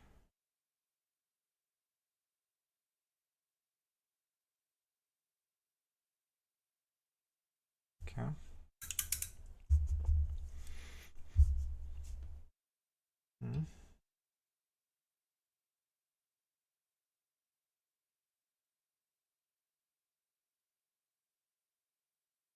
You see, as I go along, I constantly use stuff from the from the wet palette to add tiny glazes here and there where I feel it's just not dark enough or not smooth enough, stuff like that. I can always just add a little bit of a glaze.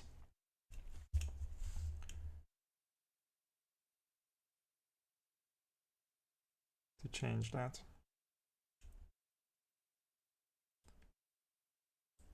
Okay.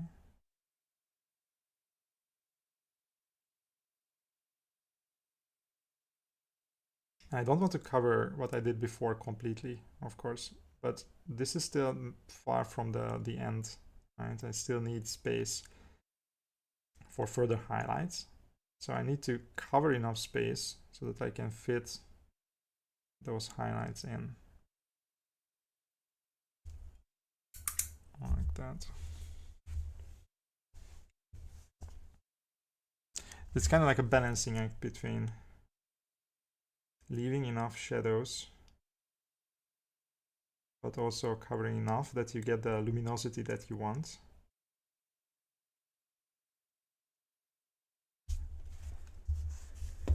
But we're already getting some, you know, some shapes. It's kind of getting to the point where it has a little bit of internal contrast, hopefully. And at this point, I also do one more thing that I think helps a lot, and it's a bit of a crutch or like a cheat code in a way. I really suggest you always try to make one side of the model a bit brighter than the other side.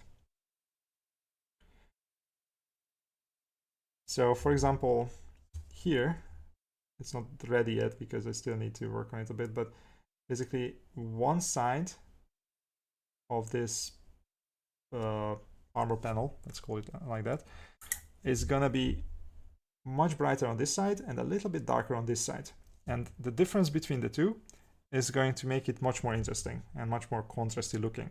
Now, is it really like physically necessary to make it like that? Not really, right? But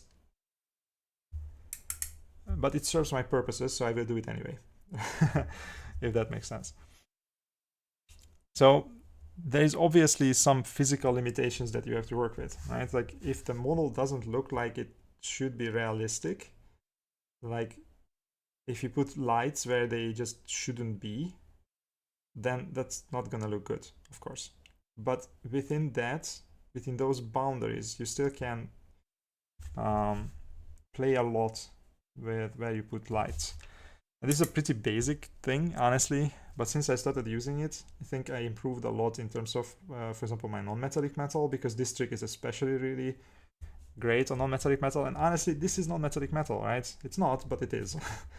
Because in the end, everything is non-metallic metal that is shiny, even a little bit. This armor, like what we are trying to do here, I don't want to make it look like it's super shiny. It's not gonna be like reflecting stuff or anything like that, but I want it to be very well lit, and it's gonna be like let's call it like a satin finish or something like that, right? Something that is not matte in real life, but it's also not like a mirror finish. It's not like a super shiny metal thing.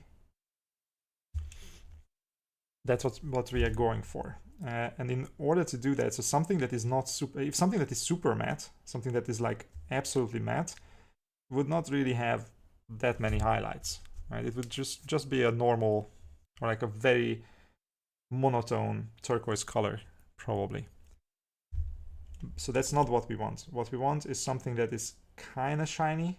And if you look around in the room or something, you will realize that most things are not super matte. Like most things are at least somewhat shiny. But most things are also not as shiny as a piece of polished metal or something. Even if it's metal, it's not necessarily that shiny because it might have some kind of coating on it or be painted some kind of color. So let's assume that this is basically that. Let's assume that this is a metal that is painted turquoise. And the paint is not metallic, right? But the underlying material is. Oops.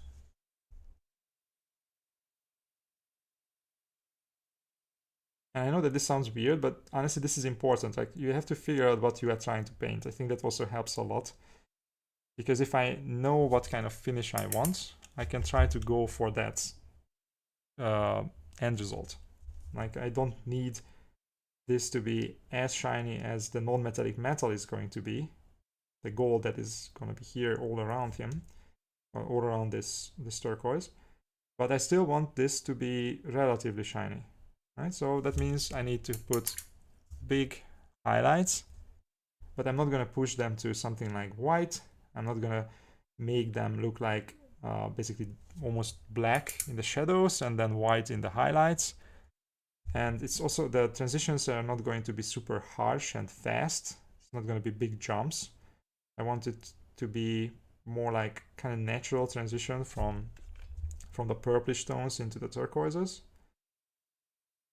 And that's what makes something metallic looking, like when something is super contrasty, and also that contrast happens really fast, like really abruptly. That's what makes it metal, and that's not what we are going for here with this armor. That's what we are going to go for with the non-metallic metals.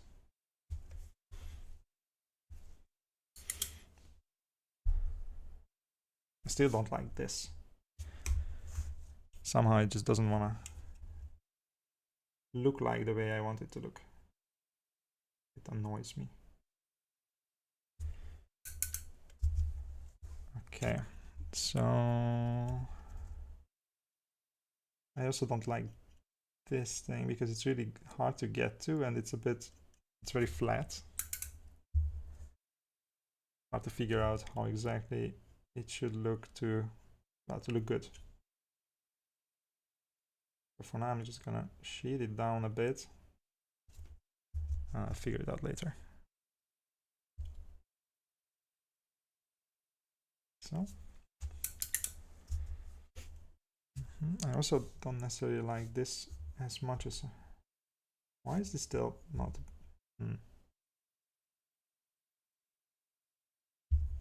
This is a very weird behavior from the paint as well. Like, see how long this has been wet? I'm not sure why exactly. There wasn't that much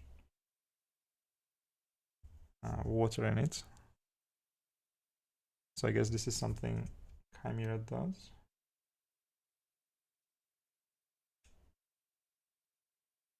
Okay. Now I can also do this.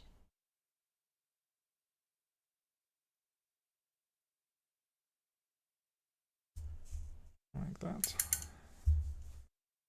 Oh, it's actually looking pretty good, right?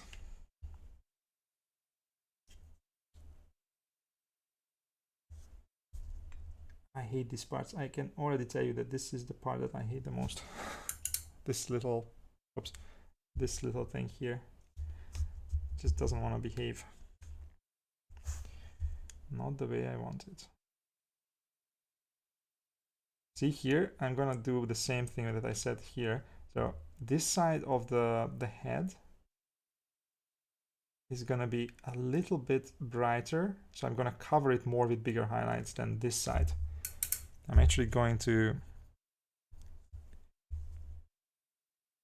shade this down a little bit, more bluish, like so. And see between that side and that side, that's gonna be brighter. And that's gonna make it look better. And I'm gonna follow through with the gold non-metallic metal here as well. So this side is gonna be brighter on the top. And this side is gonna be a bit darker on this side. And that will basically, the two together will make it look like the head overall is brighter on the top right side. That's kind of what I'm going to go for.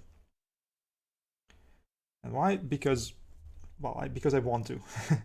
And not because that's how like the scheme goes or anything like that. This is basically just my decision that I'm going to do it like that. Can I ask why you're using Chimera for this paint job? Honestly, the only reason is because I haven't used it for a while, and some people asked me to paint with Chimera again.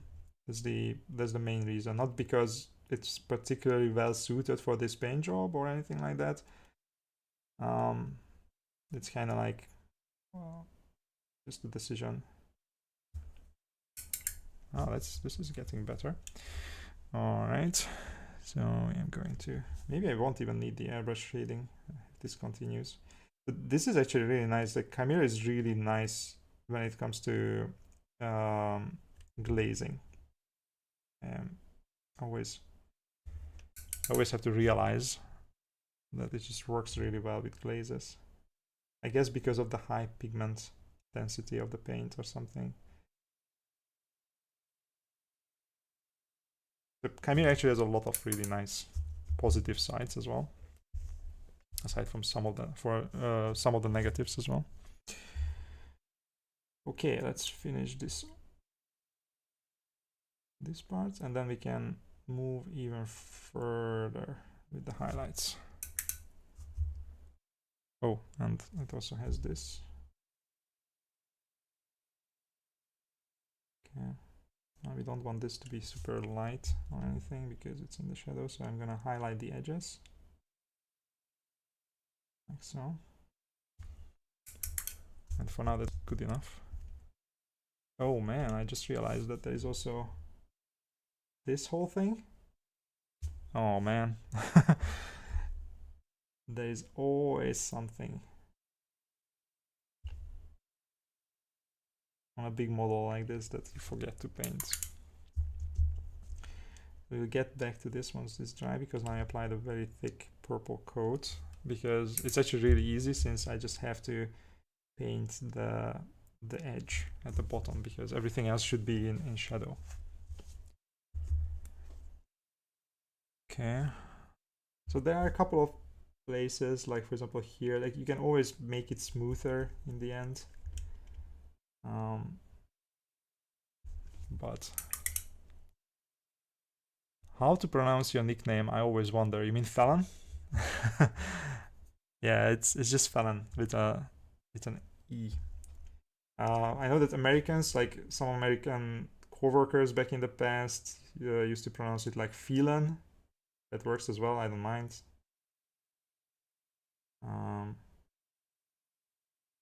It's just like my normal name. Nobody pronounces it the way that I pronounce it. Like Zoltan is the American way, right? That's my normal name, but in Hungarian it's actually pronounced Zoltán. So whatever suits you, I'm fine with it. I used to work in a very international setting for almost a decade, and basically every nation pronounced my names, all my names, like very, very differently, so I'm very used to it. Don't sweat it.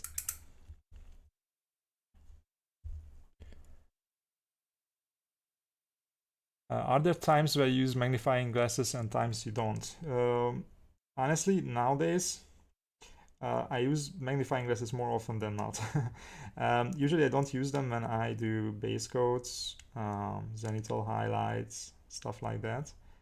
But whenever I start even base coating with a brush, or like not even base coating, but maybe the first highlights or something, I tend to use it even if I don't necessarily need it. Even if I see relatively properly, once you start using the glasses, you realize that no, you actually can always see a little bit more detail with them, right? So I tend to use them more often than not. I would say, for example, for the Space Marines and the Orcs that I just painted, I think I used the magnifying glasses like 90% of the time.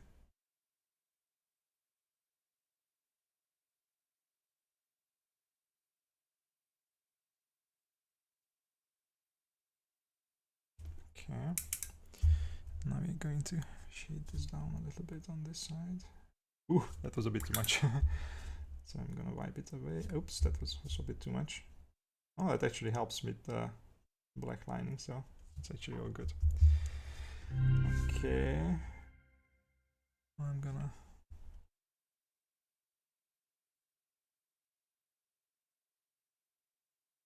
It's always a good idea to do the edge highlights first, in my experience, and then you can go a bit further if you decide that you want to.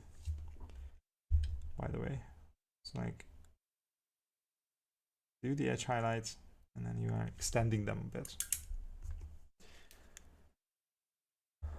Why do you rinse your brush so much? That's a very good question.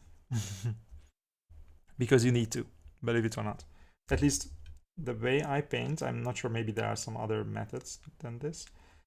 In order to keep the brush nice and sharp and pointy, and also to get the exact consistency of the paint that you want, you always want to reset your brush, basically. Like for example, right now, like look, right now I still have paint in my brush, and I can technically paint more like this, and it works, but now it's kind of like dry brushing at this point. So instead, I'm gonna reset, add more paint, get the consistency right, and now I can actually do proper highlights like that. See?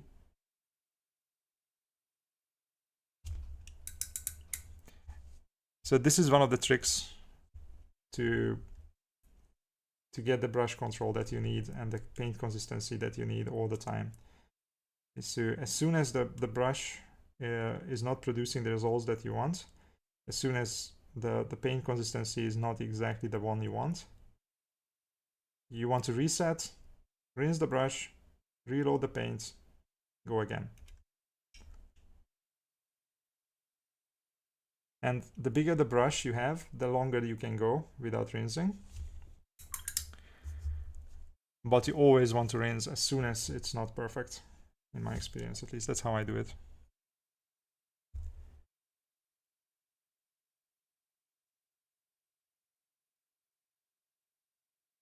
Do you know if they work decently with glasses on? That is what has been holding me back from getting some. That's a very good question. I'm myopic, so basically, I think that's the right word in English. So I don't see well further away, right? It's like everything is fine as long as it's close to me. So I never tried them with glasses on, but wouldn't they? Maybe I'm wrong. I was just assuming that it actually corrects your sight, the magnification.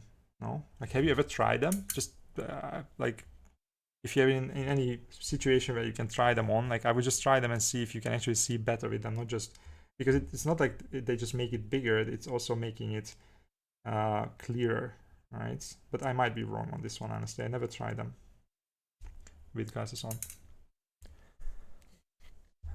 This has blown my mind. So this is why my edge highlights are starting good, then get chalky. Exactly.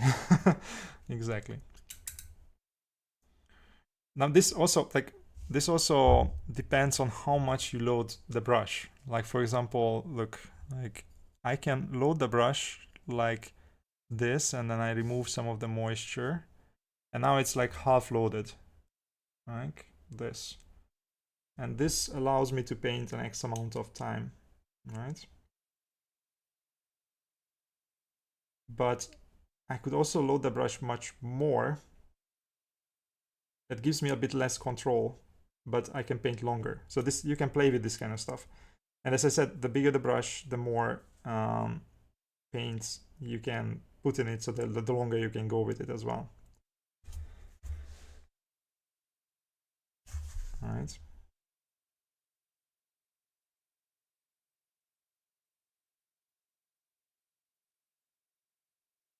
And the longer you paint, the more it's, first of all, you are draining the brush, but you are also drying the brush because it's losing moisture just by being exposed to the air.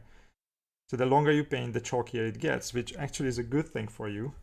Like, you can use this to your advantage because you can paint something. So for example, that's why you see me like doing different things around the mini. It's not like I always stick to the same element, because let's say I start with a loaded brush, I know that it's a bit more watery. I will paint something that requires that consistency. Like for example, I want to maybe smooth something out a little bit, but as I paint, the paint in the brush becomes a little bit thicker, and now I know that it works much better for edge highlights. So now I switch to an element that requires edge highlights. So you can kind of work around this property of the paint, right, as it dries on your brush. Does that make sense? I have not tried them yet.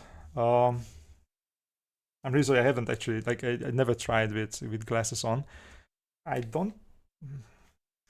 think the ones that I am having on now, I would guess they would go above your glasses as well, and it would be relatively fine.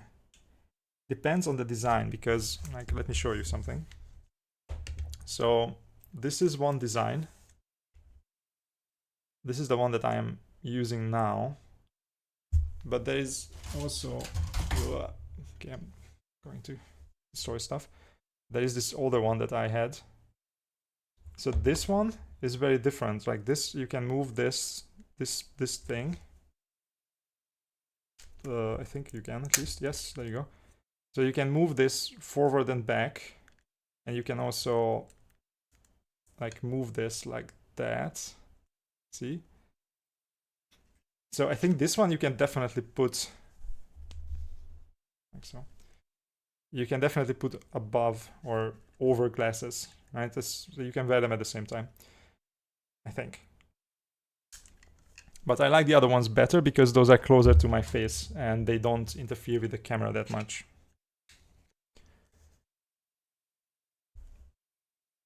May, thank you. Video idea for you to explain this. Nobody explained this, and I basically live hobby YouTube. I know, it's just it's really difficult to explain this, right? It's I tried. I mean, at some point I might put together a video where I'm talking about this.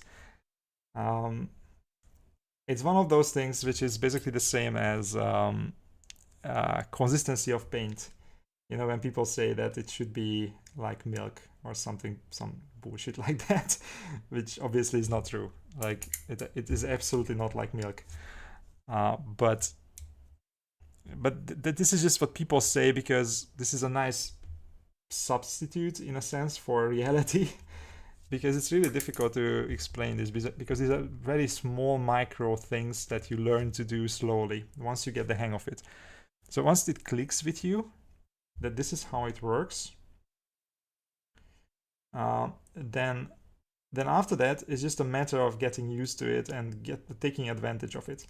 But as long as you don't internalize this in a sense, you're going to struggle, that's for sure. It's just difficult to get people there. Like, I hope that I managed to explain it in some kind of cohesive way. But yeah. Okay, I like this. I think I like this quite a bit. Let's move one step further. What do you guys think? Okay, so I think this starts to look really, really nice. No? True, maybe it was obvious for some people, but thank you. But now makes sense. I have been trying to use every drop of paint from the brush. I don't think it's you, by the way. I don't think this is obvious. At least I don't think so, because I see so many people struggle with it, and And I think in many cases the problem is this, because people think that this is like a paint consistency issue, but it's not so simple, right? Because paint consistency is just one attribute that you need to work with. There is also a lot going on with the brush. And paint consistency in itself is already really difficult to explain, I think. And then you add additional attributes to it, like for example this brush thingy, and that makes it even more difficult to explain. And also to realize, in a sense, as a new painter.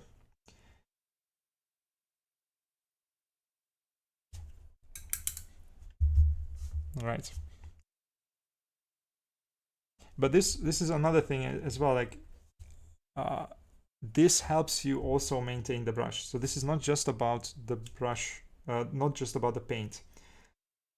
It also has a lot to do with how you keep the brush pointy and shaped and clean. Like for example, there's this idea that you cannot get paint into the ferrule of the brush, right? This is what people tell you, but that's absolutely not true.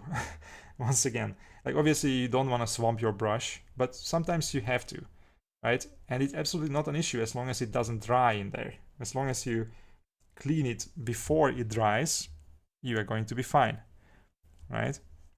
So that's another like weird thing that people think they know, but they don't. Like I have been not caring about getting painted to the ferrule for years, and I think I'm still using some of the brushes that I started with, even though I paint a lot. So you know, like there are a lot of these weird misconceptions going on, and I think these are happening mostly because this is like an easier way to explain this than saying that, like than explaining the whole how to clean your brush and everything thing. So if you don't mess up your brush, then you don't have to clean it idea, basically. Oh, I also realized that there is some stuff here that also needs to be at least edge highlighted. Yep, like that.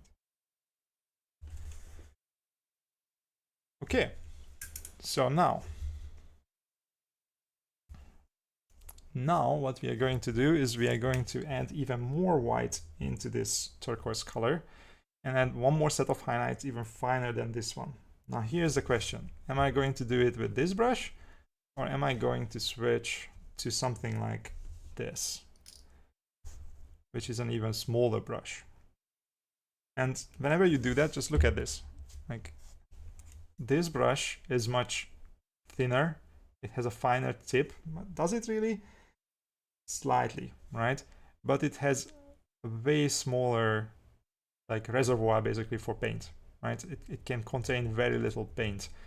So honestly, at this stage, I'm still not gonna do it, because if I switch to this brush, I'm going to be rinsing my brush every 2 seconds and I won't be able to cover my space properly, right? So as long as you can get away with a bigger brush, you should always, because it allows you to paint longer, to manipulate the paint better. The bigger the reservoir that you have, the more options you have, right? The small one doesn't give you a lot of options. It dries immediately on you, but it's very precise. It shouldn't be blue. It should be, well, turquoise. Well, let's see if it actually turns out turquoise or not. This should be turquoise. And it's not really non-metallic metal as I explained, but like slightly shiny, like a satin finish on the armor, and then the gold is going to be much more shiny next to it, hopefully. Maybe what I'm going to do is maybe I will actually paint one more set of highlights, and I might then paint at least base coat the gold around it so that we can see better what we are dealing with. I think that's what I'm going to do. And I can then also figure out how far I want to go with the highlights, because I think we need 2 more sets of highlights. One slightly lighter than this one, and then finally just edge highlights with an even brighter color. So let's see. So for this, I'm going to add even more white into this sea blue, so this turquoise color. Maybe it's blue, who knows? But for me, it's like, to me, it looks like a turquoise. Actually, you know what? I'm going to add a little bit more of this onto the palette because once again, I'm starting to run out of it, which is crazy. I think I used this much paint for like 15 boys when I was painting them.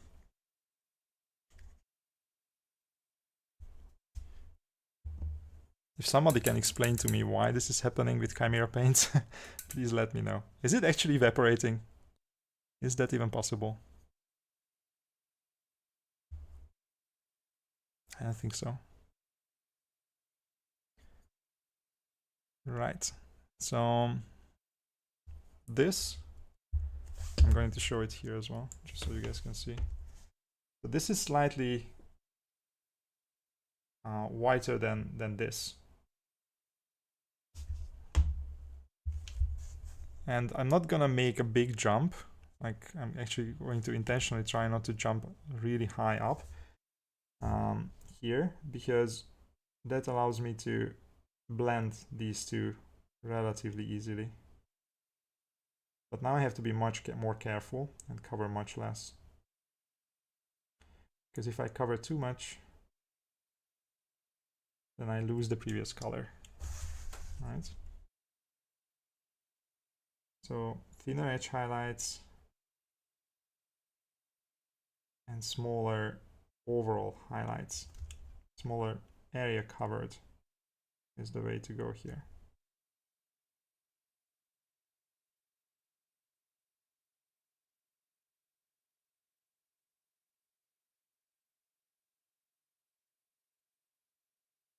Also, try to cover only things that are pointing up or relatively up to the light.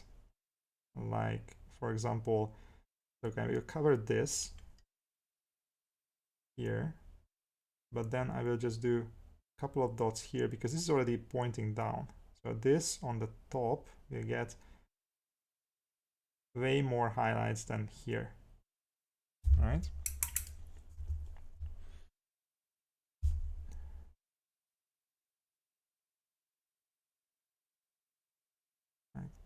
Small here, but none there.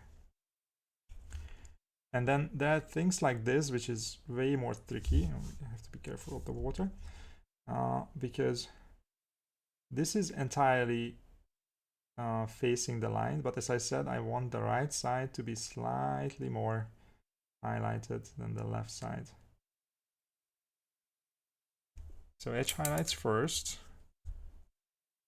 and then I'll cover, well, this paint is not behaving the way I want.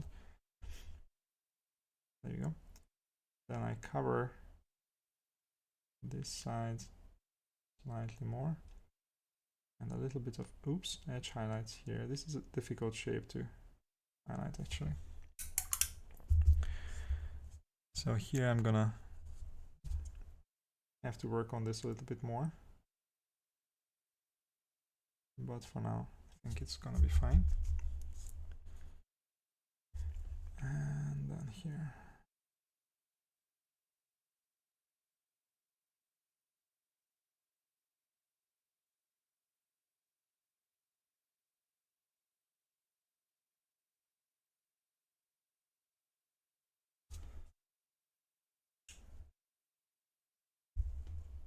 I'm already worried a little bit that I'm desaturating this too much, even with this small amount that I'm covering right now. Because that's another thing. As soon as you start adding this much white into something, the thing that you're painting is gonna lose color. So, you know, whatever made it turquoise or blue or whatever we wanna call this, it's gonna basically evaporate from the white. So I have to be very careful not to allow that. And the way not to allow it is to really restrict the amount that you cover, because it's deceptive. It looks like, oh, okay, I can still get away with, like, I can cover like 50% of this and it's gonna be fine. But in reality, as soon as you start covering more than 20% of that surface, it starts to look more like whites than the actual color that it was before. It's one of the trickiest things to do, actually, to get this ratio right. And honestly, like sometimes I'm still struggling with this myself, and sometimes I'm surprised when I do something and like, oh god, how did I mess it up this much? I have to redo the whole thing.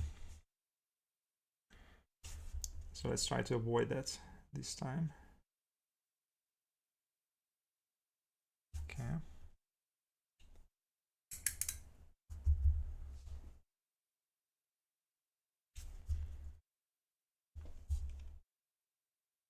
You can also see that this, when I do these really tiny details, I tend to not load the brush too much. So I tend to just load the front end of the brush, and this might be actually a sign that I should switch to a smaller one, because if I don't really take advantage of the capacity of the brush, then I might as well just opt for the better accuracy of a smaller one, possibly. All right, but I still think that I'm going to forego that until the next step, where I just need to have really small, tiny highlights in the end, and that's where I will actually switch to a smaller brush. All right. Okay. But you can see that now I'm mostly concerned about edge highlights. And this is also why it's, I think, a better way to do, like, you just start with the edge highlight, see where that gets you. And once you have that edge highlight there, then you can actually extend it further like this. Like, okay, now I need a bigger highlight in the middle, because I can get away with it.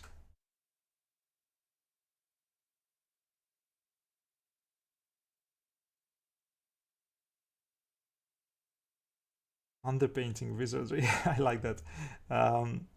So somebody's saying that they just wanted to make sure that this is not just some kind of underpainting wizardry where it turns into a completely different thing in the end.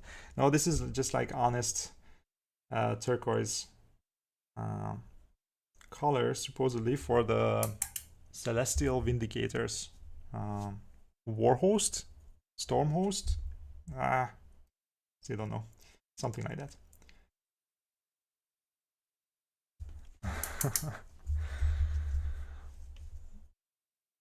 Okay.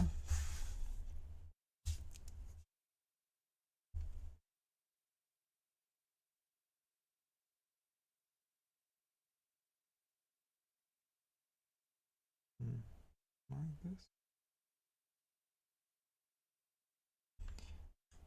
You can also see that, like, this is also was a question of style, I guess, but the way I do this is I don't necessarily paint like with a single stroke. Like, I paint with these little scratchy method, like this scratchy lines. And the way I do this, or like the reason why I'm doing this, is because this allows me to control how much paint I deposit on the figure. Because one of the other okay, here's another thing. I think I talked about this on the stream, but one thing that you don't really learn from YouTube videos is pressure. Because pressure is just as important as paint consistency, or as like how much you load the brush and how much you paint, like how much you play with that consistency in there and all that. The pressure is super important. Impossible to teach, I think, over a YouTube video. Right? Once again, it's like even just explaining it is difficult in my experience, but it's crucial. So the way to explain this is like, let's see, if I load the brush and I paint a line here, see? But I could use the same pressure to also paint a line like this, or like this, right? Like that. Right? And this is me applying very little pressure.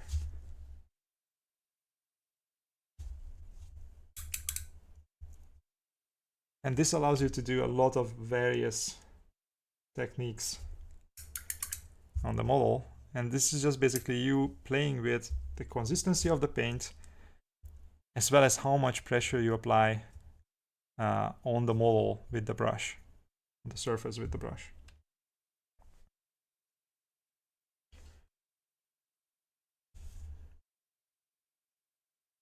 So that's one of the reasons why it's so difficult to explain paint consistency, because with the same paint consistency but different pressure, you can achieve very different things. I need to put some white on this, because once again it's just disappearing on me.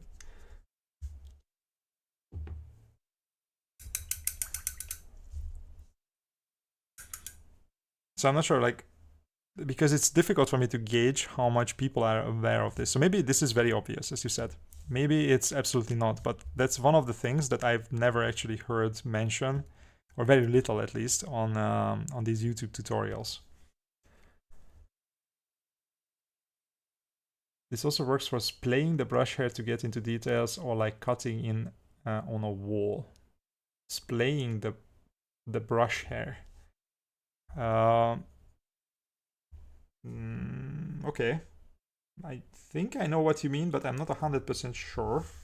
So see, that's the thing, like sometimes it's just like, ooh, this is way whiter. This is kind of the next set of highlights. I think I need to add a little bit more turquoise, sorry.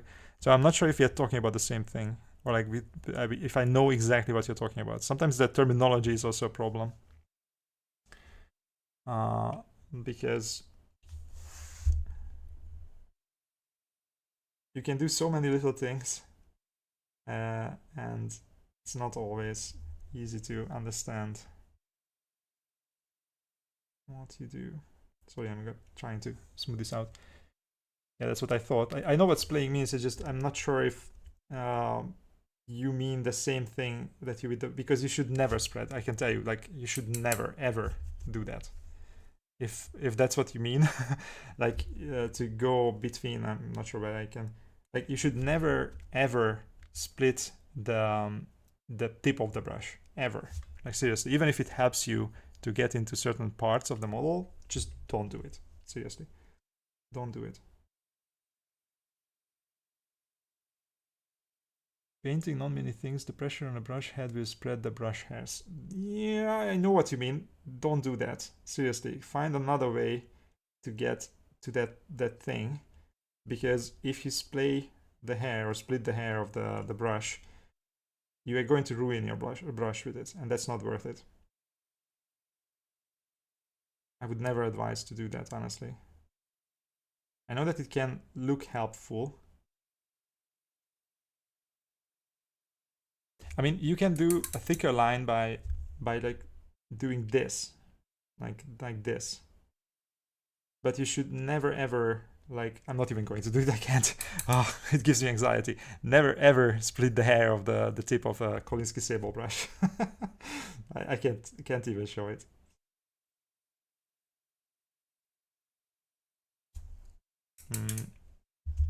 There is usually a way to get to those things even without doing that, I feel. Oops, somebody's at the door. I hope that somebody will get it, sorry. Not sure if you guys can hear it.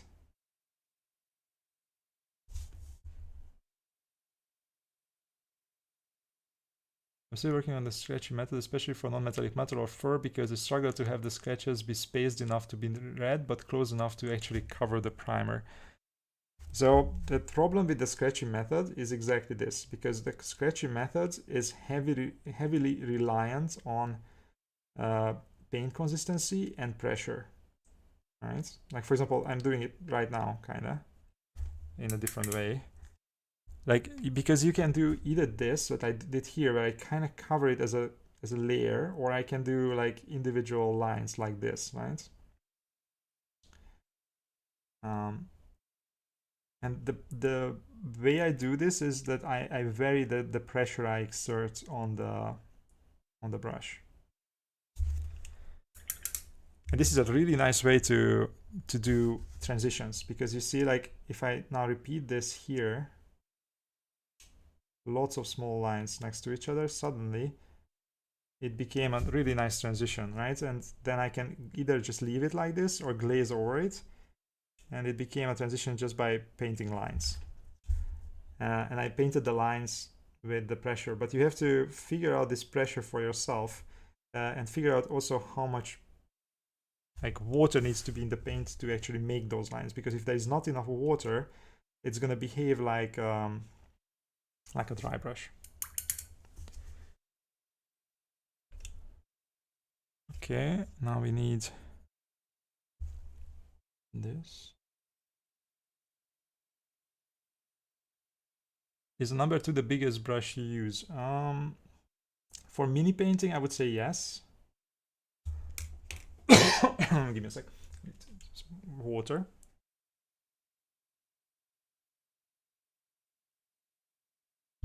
You can definitely use bigger brushes as well.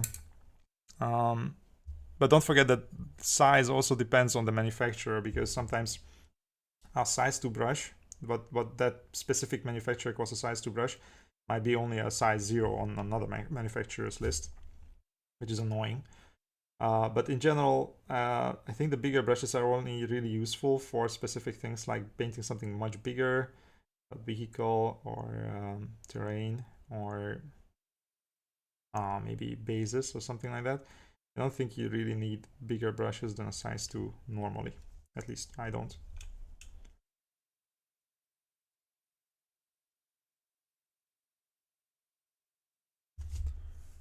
Okay. Sweet, that mini demo was actually really elucidating, thank you. I hope so.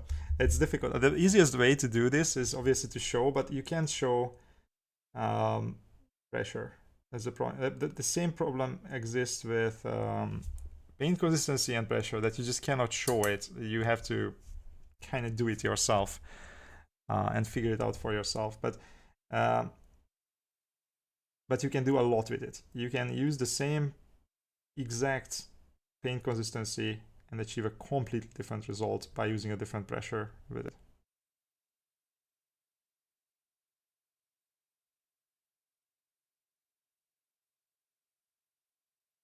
Like so. And I know that this is not the only way, by the way. Like, when I say these things, obviously some other painters are going to have very different methods, I think. For example, you probably know that one of my favorite painters is Sergio Cavo, because I really like the things he paints. But for example, he uses a very, very different method than me. He's not using this scratchy thing that I do, or that I use. He is basically, like, for him, every line is like a one smooth motion. Oh Jesus, this is really difficult to paint because of the horns of the Gryph.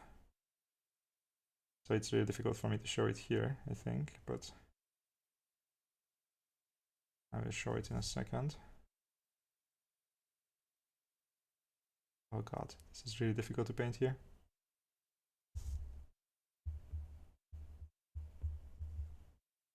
Ah!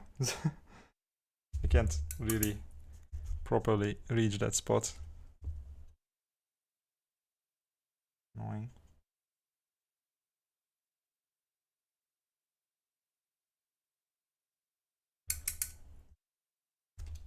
So I will demonstrate this here as well. Poor guy is going to be painted all the time. So imagine that I want to paint a line, and I can paint the line like this, see, or I can paint the line like this, right? And obviously I could also make it like more curvy and whatever, but see, like my brush movements are like these jerky small motions, right? And that's very different from the same motion that you can do like with one single motion like this. And I really like the jerky motion because I feel that gives me more control. It also gives me this maybe it's just me thinking it's like that, but it gives me this opportunity to change something kind of in between these jerky little motions. Like if I feel that I want to go right a little bit more, then I can easily correct. Whereas if I just made a very deliberate line, then it's either good or not, if that makes sense. So this is a very different way of doing things. For example, between me and Sergio Cabo. Like there's a lot of other things that are different between. He's much better than me, obviously, but this is a stylistic difference, I think. But it determines very much how you're going to paint. And this is also for you. Which one is actually working for you is up to you to decide and to figure out.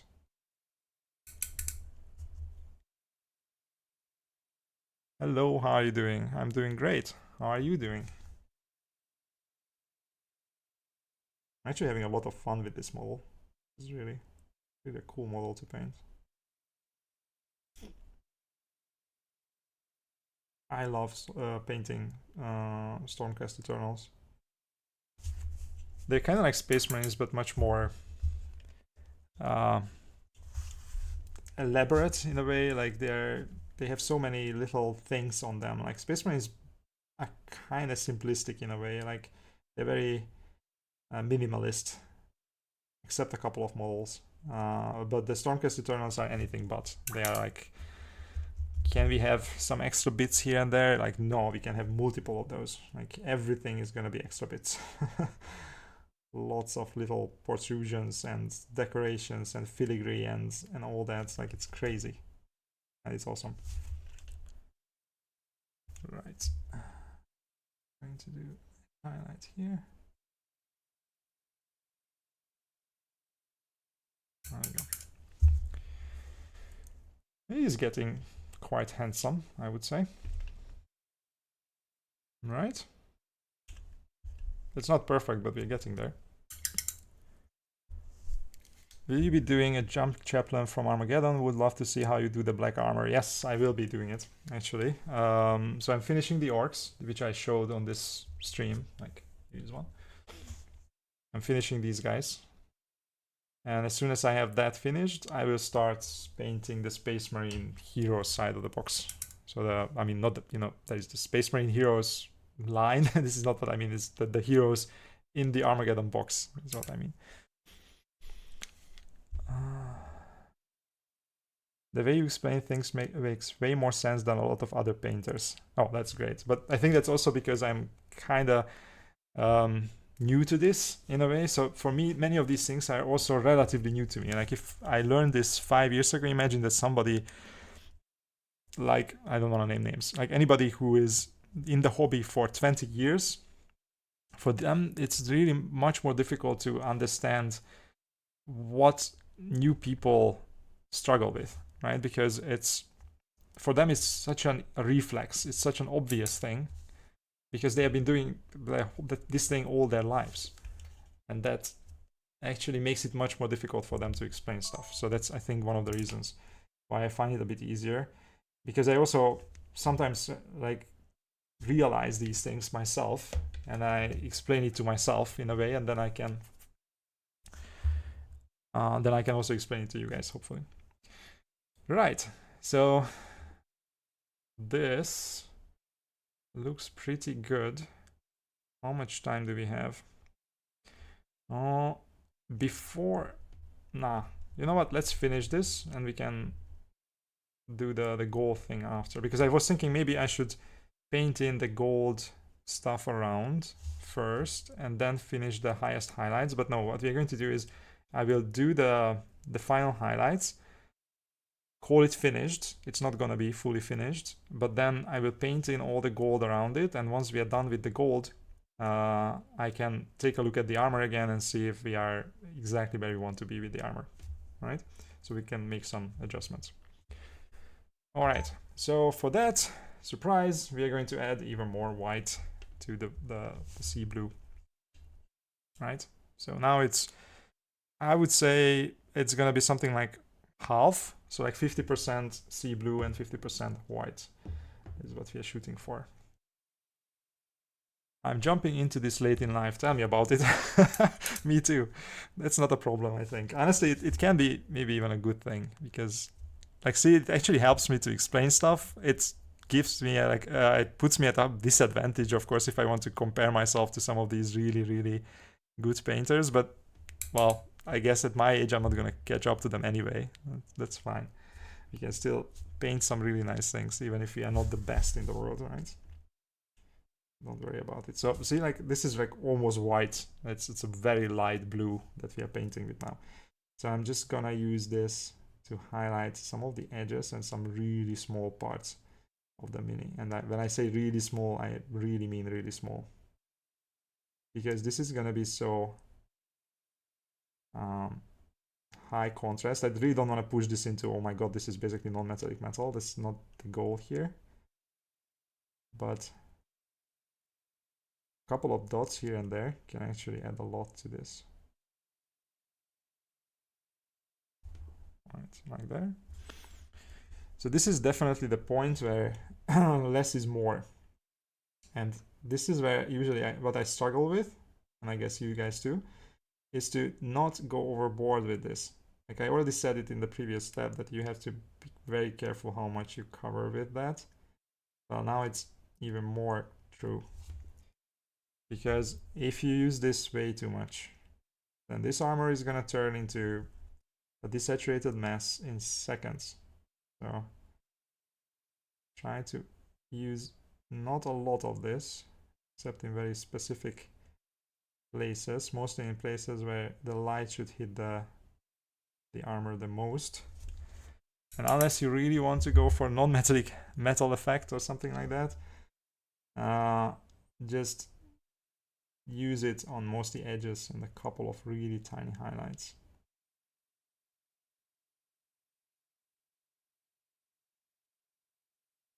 I mean, you could say that this is non-metallic, it's just a not very reflective metal, right?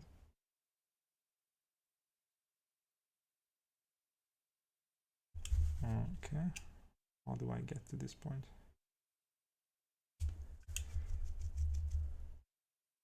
Any aspirations of entering the Golden Demon? Not anytime soon, I think. One, I don't think I could win, and what's the point of entering if I can't win? As I said, I'm an old guy entering into this much too late. But also, honestly, as a YouTuber, I think it was Trovarion or something like that who said this, and I completely agree with him. That if you do what I do, because now I am basically full-time doing this, and that requires a lot of time. Like for example, the orcs that I'm painting right now are going to be just as much as the Space Marines, so something like 35 to 40 hours to complete.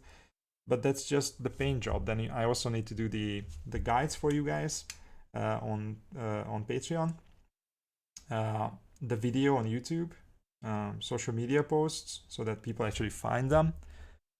So this is a full-time job, honestly, and entering Golden Demon, oops, that was a mistake.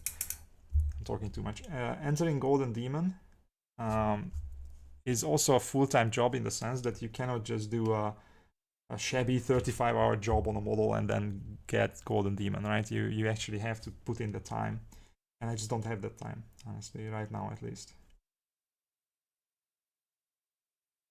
So for now, I don't think I will be entering Golden Demon, but I really enjoy looking at models. I had the pleasure of actually be there, I think twice, in person when it happened, in the UK, and it was really fun. And the models were, like, honestly, I wanted to say the models were beautiful, and they were, absolutely were, but it was also eye-opening for me to see that they are not actually as pretty in real life as they are on the pictures. I know this is controversial, but let's be honest, like whatever we see on the pictures is always a little bit different from what you see, because perfect lighting, even if you don't have to like Photoshop your pictures, obviously, to make them look different, because the lights are different. You like made them look as good as they could look, probably, when you do it on in a digital media, right? And you can do that in real life, of course. And also Golden Demon usually doesn't have the best lighting for some weird reason. Whenever I was there, it was always in a terrible, like it had terrible light conditions, which was kind of annoying. So sometimes it was even difficult to see the models, but I had to realize that they are beautiful and they are way beyond me in many ways, but not as much as they might seem just based on the pictures. And this was a bit reassuring for me, at least. Not sure if you guys had the same experience or not. Maybe it's a thing of, like, it depends heavily on the venue as well or something.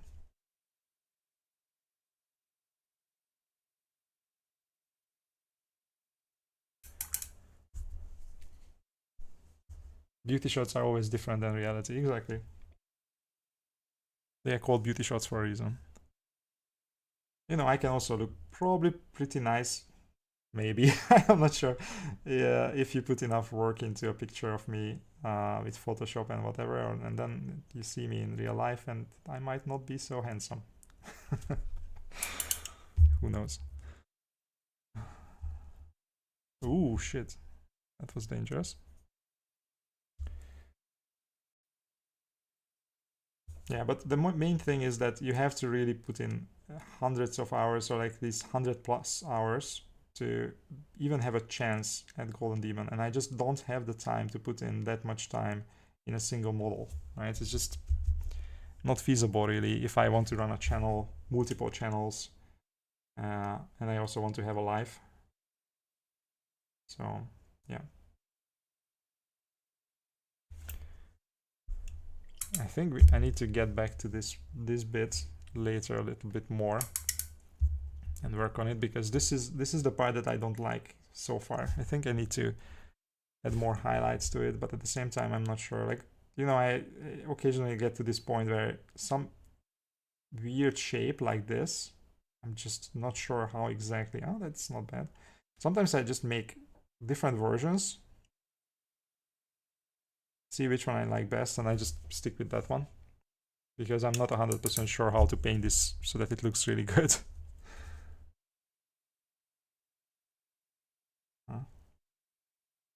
At some point I'm gonna get to it. That was a bit too much though.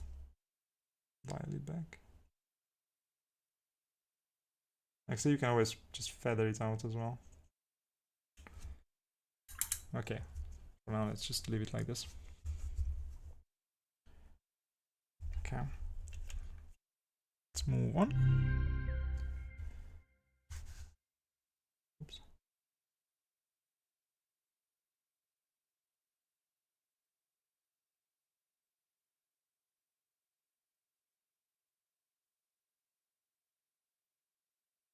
But I have a lot of respect for people who can actually do that, like who can actually enter Golden Demon, put in the hundreds of hours and everything. Like for me, like, I don't know, maybe I'm just a lazy guy, but it's even difficult for me to paint a single model for more than 20 hours. Like 20-30 hours is kind of what I can do, and after that I'm like, I want to do something else. I've never been a perfectionist. I just like to do things really well, but not necessarily perfect. Right? And in order to get to Golden, to actually win at Golden Demon, you have to make it basically perfect. And that's not really my style. I always inevitably accidentally touch my brush to something I don't mean to. I don't worry, that everybody does that, but as you get more experienced, it happens less and less.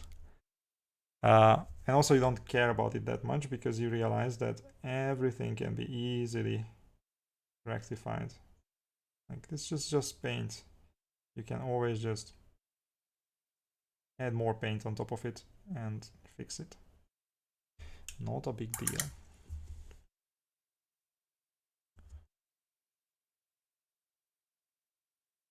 I hate this bit.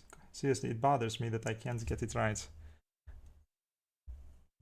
There are some elements like this on certain models where you just like, I can't get it right. Is it because it's a weird spot and I can't get to it properly, or because I just don't really get the shape and I don't know how exactly I should paint the lights on it? I guess at this point, in this case, it's both. But let's just say that this is fine. I'm gonna maybe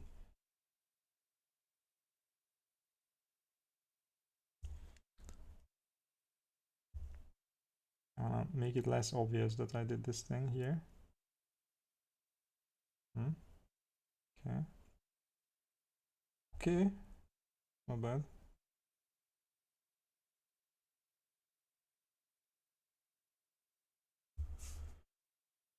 Right. I still don't like it, but it's gonna be fine for now. I'll finish it later. Okay.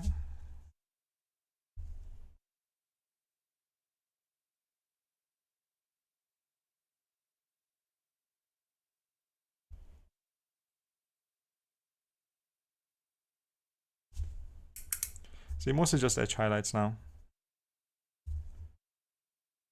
And mostly just in very, very obvious spots.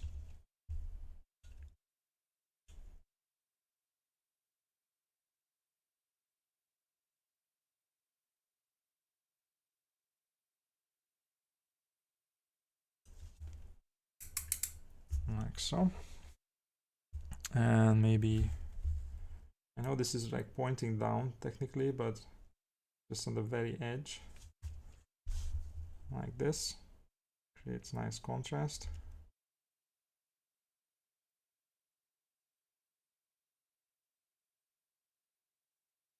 Like so. Ooh. Did you keep your very first painted mini? Yes, I did. And I think I already showed it off in one of the videos as well. It's an ultramarine, an ultramarine intercessor mole. It looks terrible. Like now looking back at it, it looks terrible, as you expect. Oh man, I left a whole section out. I always leave something out.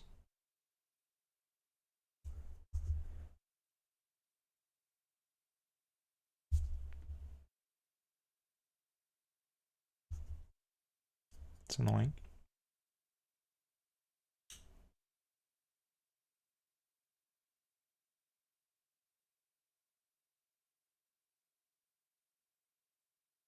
Okay.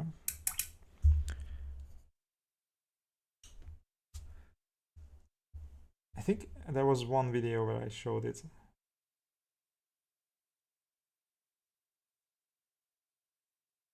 Not sure which one it was, but I remember filming it, so it has to be somewhere.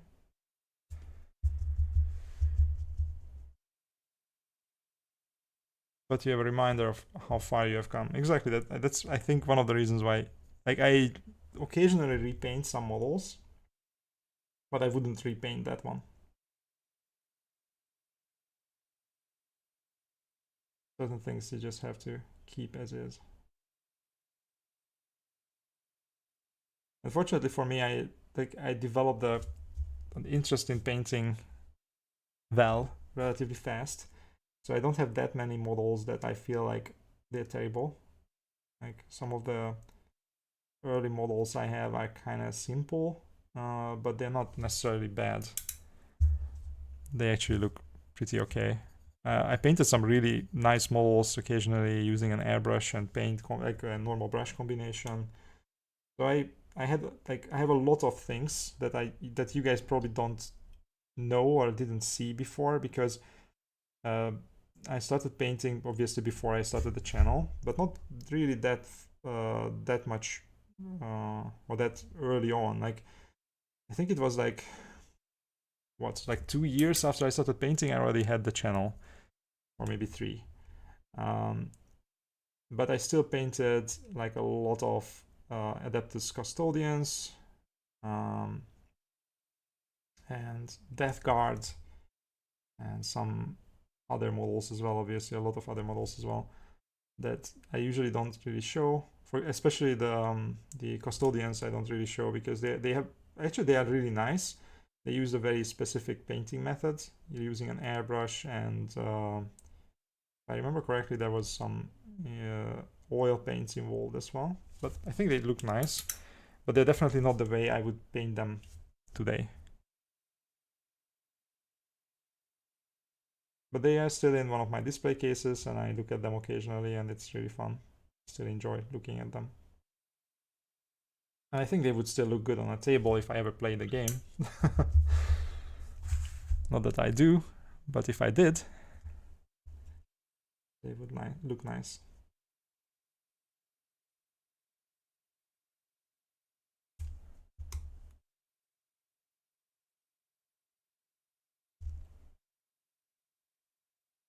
Do you paint the underside of the model even though no one will ever see it? No. No. I only paint stuff that is visible. I know that some people do this. I am not that obsessed. The way I look at it is basically that's one of the reasons why I don't do sub-assemblies, because I don't really care about the stuff that you can see. So if I can see, then the brush can also touch it, supposedly, right? Mostly. Let me show you an example where it's not necessarily true, like this one here, which I didn't paint. This is kind of very, very tricky to get to, and especially to paint it well. So I'm just gonna kind of make sure that it's the right color, mostly. Right. Why are you doing that, Martin? Or do you do that?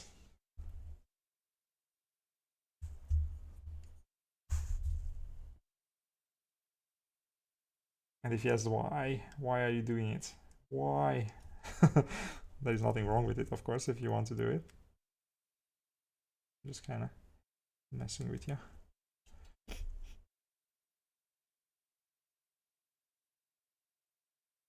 I think the only thing that I painted that is not visible is I have a Reaver Titan, and which is half painted, honestly. And I painted the inside of the cockpit somewhat, not perfectly, but relatively well. And then I just left it half painted, unfortunately. At some point I'm gonna finish it.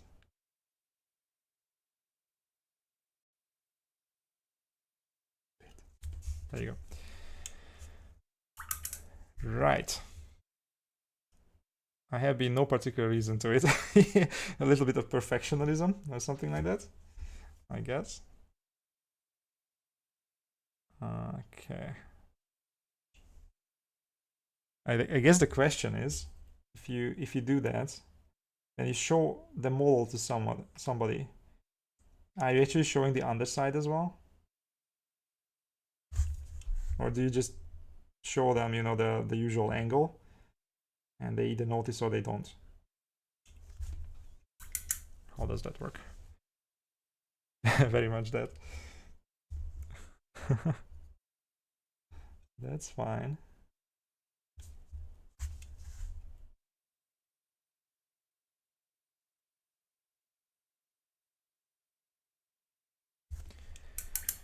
Right.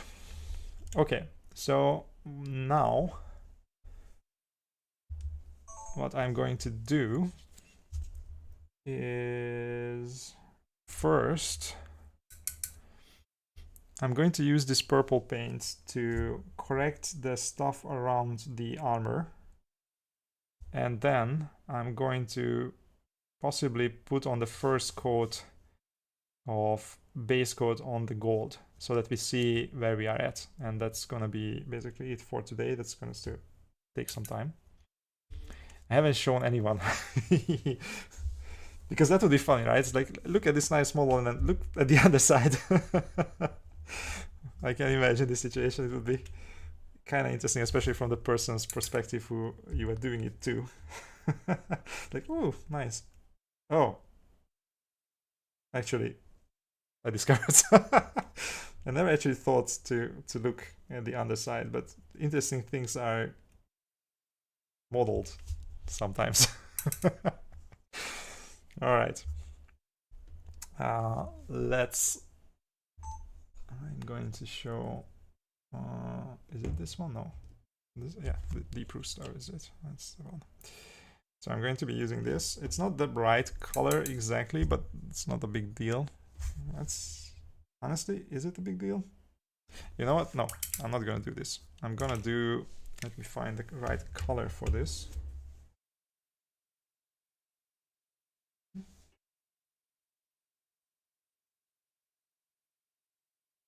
Yep, I have it. So we're going to be using this instead, because this is the perfect color that we want. Because look, remember the spot that I kind of used as a demonstration thing? Like, see how much lighter the purple is there? We don't want that for the base coat of the non-metallic. What we want is really dark, almost black purple, right? So that's the perfect color for this. Well, I have shelves that sit kind of high up where you could potentially see part of the underside. Okay. I mean, that's not dangerous, but it kind of sucks for you in a way, because then you have to paint much more. Because usually if you paint for the tabletop, for example, then you would paint in a way that models look good kind of from this angle, right? Because you look at them from above the table. Whereas if you want to do something for the display case, then you would look at them kind of like this from the front. But you kind of have to do everything. So that's a lot of work that you are doing there. Right? But I guess it also means that you get a lot more out of your minis. There is more space to paint, which might not be a bad thing. Right?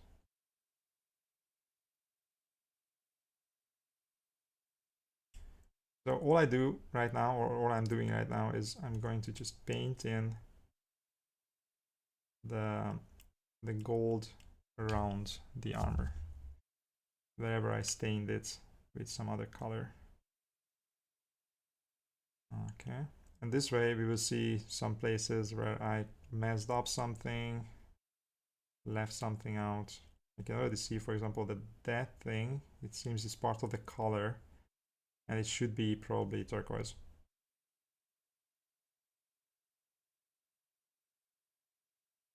Right?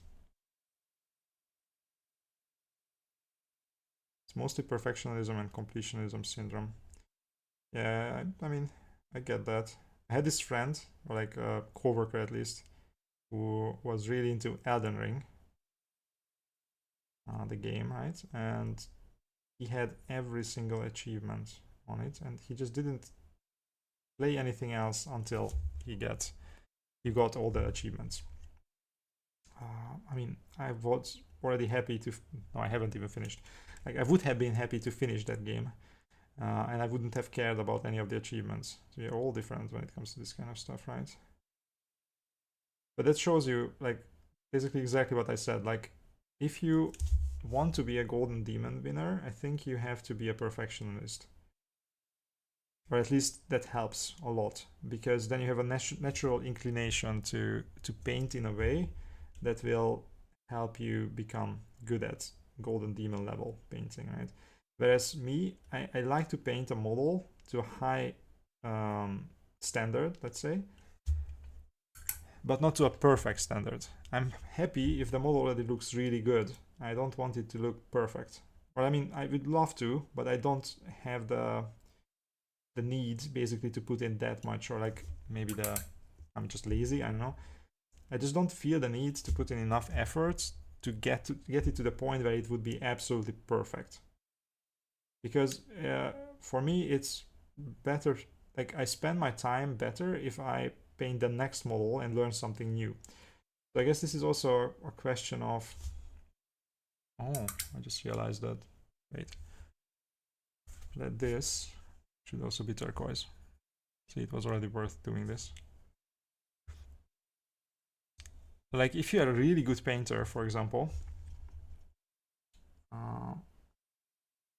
and you kind of know everything already, then, like, if I was that kind of guy, if I painted everything there is to paint and I know exactly every technique, and like, or at least I figured out all the techniques that I need to get my style the way I want, then maybe I would go for Golden Demon, because then I don't have anything else to do, if that makes sense, right? Like, it's not like the next model is going to give me something that the current one is not giving me. But for me, every new model is a new opportunity to get better still, because I'm still not nearly as good as these guys who had so much more time than me, because they started at, I don't know, 16, whereas I started at 35 or 6. 6, I think. So for me, it just makes more sense to paint the next model instead of putting even more time into the current one. I just get more out of it, right? But once I get that to the point where that's not true, then maybe I also will get more perfectionist and try to get more out of it by painting the same model to a better standard. I guess that makes sense. And when that point is, like, who knows? Am I going to realize it when I get to that point? Who knows? Hopefully, yes. Am I going to get to that point? Maybe. Not anytime soon, probably. But I'll try. I think for most of us, the most important thing is to try to learn with every new model that we paint. At least for me, that has always been fun. I always like to learn new things, and that's one of the reasons why I like this hobby so much, because there is so much to learn. It's crazy. Like, I can do this for 10 more years, and I will probably still not be at the point where I just feel that I know everything. And that's great, right? That's like unlimited amounts of fun. Maybe that sounds a bit sick, but that kind of works for me.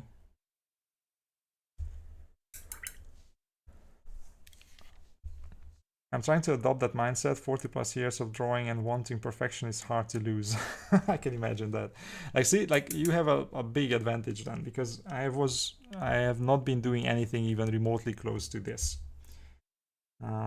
So for me, this is a completely new thing that is absolutely different from everything else I was doing or had been doing before.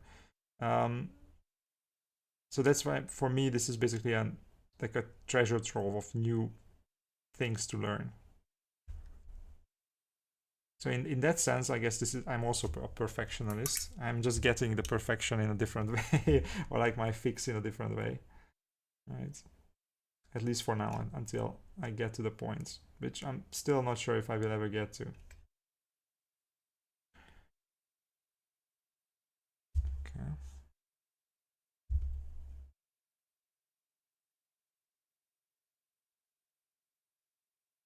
Like, see this, like what I'm doing right now, like I'm pretty sure, because I remember that was the case only a couple of years ago, like I would have been terrified to do this, because I just spent so much time painting this blue or turquoise armor, and now I am using a really dark paint right next to it, and the chance of me hitting it is high, and oh my goodness gracious, what's gonna happen, right? But since then, first of all, I painted a lot of minis, so I know that I'm not gonna mess it up. And even if I do, I can fix it. And also, like, I learned a lot when it comes to brush control. So I just have the confidence that I'm not gonna mess it up, right? It's kind of like walking a tightrope. Now that I'm talking about it, I'm going to mess it up for sure, right? It's kind of like, as long as you have the confidence to do it and the muscle memory, of course, because just confidence enough alone is not gonna help you.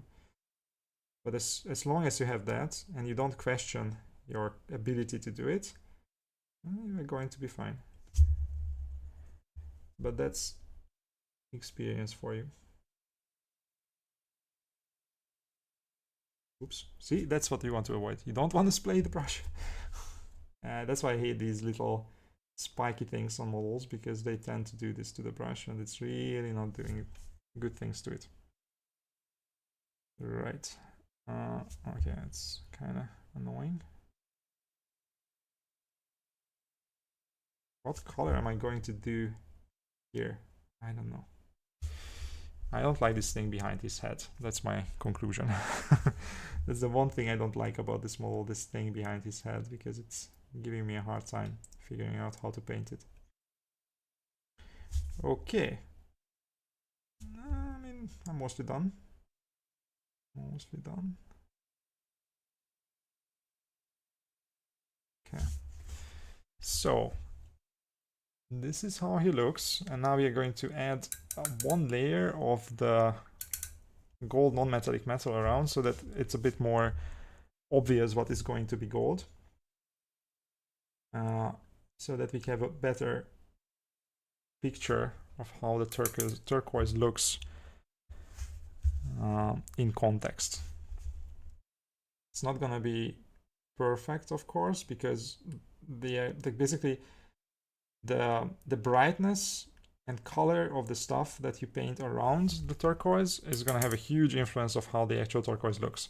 And as long as I don't have the full gold non-metallic metal around, it's gonna be hard to judge, but at least it's gonna give us a frame right around it. Do you ever have days where you just don't want to paint? Honestly, no.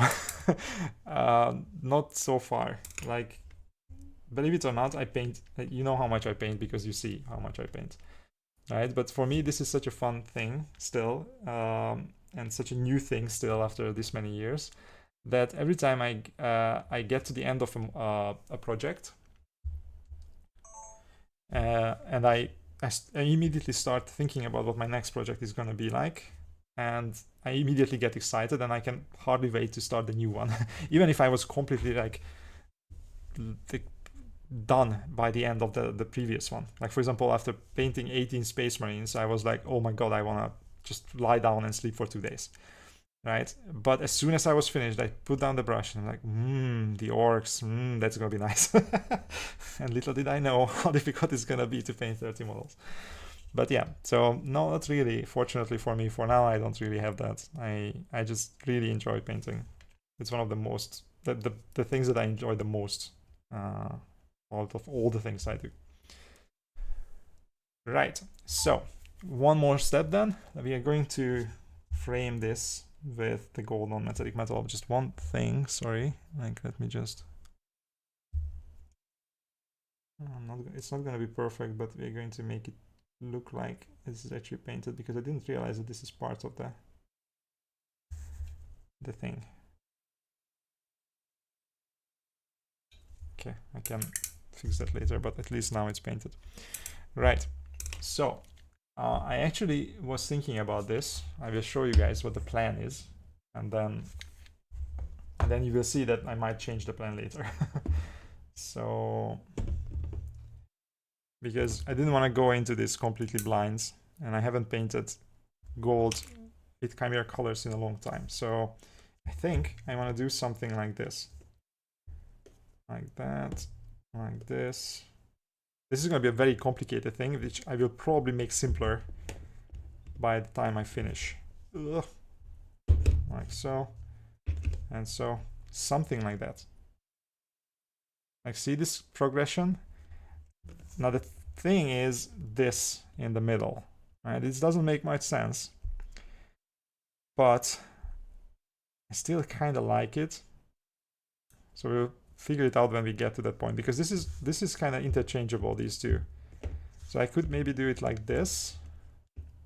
Maybe that actually makes more sense. The other option is that I will do this, and I kind of just glaze this in a little bit. No, sorry, it's actually like this, warm yellow. But I think for now, let's just assume that I'm going to be doing this.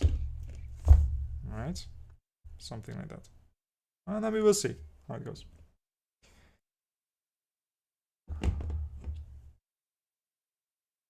Right, but for now we just need this.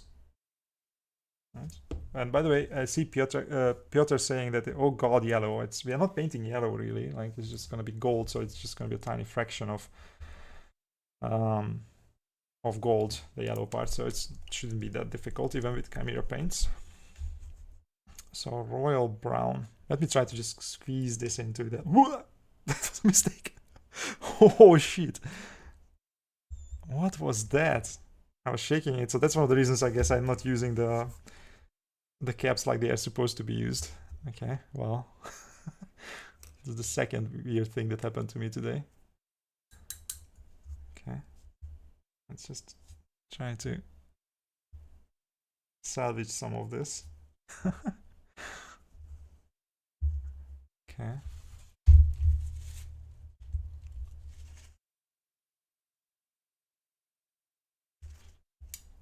Holy crap. This really wanted to get out, didn't it? Right. Okay. That's gonna be good enough. But that little fiasco aside, royal brown is what we want, and this will already give us an idea about what happens around the armor. And yes, this is a gorgeous brown. Like, look at this. This is like a really nice reddish brown. It's the perfect reddish brown. Just look at that thing. I'm not gonna cover everything, by the way. I'm just gonna cover most of it. I'm just over brushing this over things. Like so. Look at that. It's beautiful. It's a rich, really nice brown. Like Chimera colors, some of the colors, they're just like, great. That's for sure. So what I'm going to do here is what I call overbrushing. And this is another thing that I think a lot of people kind of overlook. Because unless you want to paint like perfect, you can, oops, I have some kind of hair on it. You can just like follow, basically like exerting little pressure. You can follow the contours of the thing you paint. And if you don't exert too much pressure, you will be able to do it without covering all of the black or all of the purple in this case. I think this is gonna be also gold. It's kind of like dry brushing.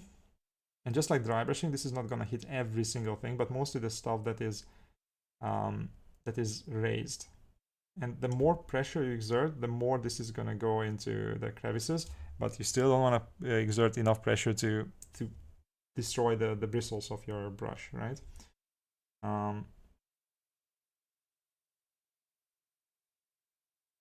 But this is a pretty easy way, like for example, here. It's not the best example here. I will show you something else. But you can paint it in a way that you still retain a little bit of the original color, but you still get all of the raised elements painted. Except, let's not forget that this is Chimera colors. So it kind of works better and worse at the same time when it comes to this, because this doesn't cover, even this, you would think that this rich brown color is gonna cover it like crazy, but it doesn't. Right? So that means that you can be even more selective with it in a way, but with most other paints you can do this in one pass. Is this gonna be gold? No, that's probably not gonna be gold. This is just a weird thing that this doesn't cover fully. Like certain things like this edge, which is gonna be completely facing the light, I'm gonna cover completely. But some things that are facing down, oops, that was a mistake. Like for example here, I'm just gonna cover this bottom thing and I'm gonna leave that edge there a little bit darker, because why not? Same here, like here, because you can see even the light reflecting on it. I'm gonna completely cover that, like so. But here at the bottom, I will cover only a part of it, like so. So my goal is basically to cover like 90% of the purple that I just painted, and some of it was already painted, and cover all the areas that where the light is gonna be. And later I will cover this with even more colors, of course, but I need to give enough space for those other colors, like all of those colors that I showed you. I need to still squeeze into this little tiny space. But I still want a little bit of the purple showing as well in some places. It's just a tiny bit, like there, see? Like I'm gonna leave that like that. And the further down something is, the more it points down towards the ground, the more I'm going to leave it in the original purple color.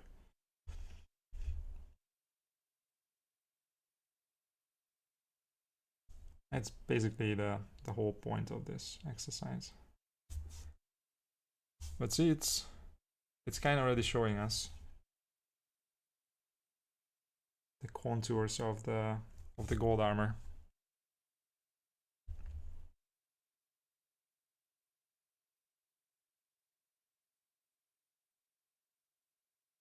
And this way we can see better where the turquoise is gonna be.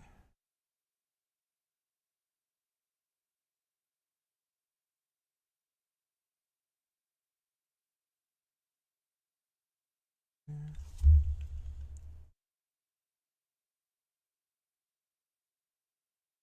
Is this gonna be gold? Let's assume so.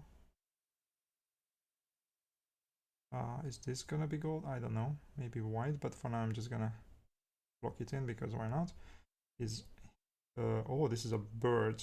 I just had to realize that. So it's like a sun motif, and at the same time it's also a bird. So see, this is why these are in a way better than Space Marines when it comes to the models, because there are some crazy designs on them. Now, there's a bird here as well. What's up with this guy and birds? Usually Stormcasts are not really about birds, right? Is this specific to the Lord Vigilant?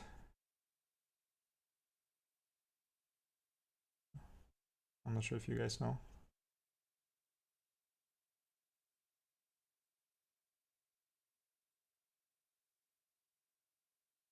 Okay.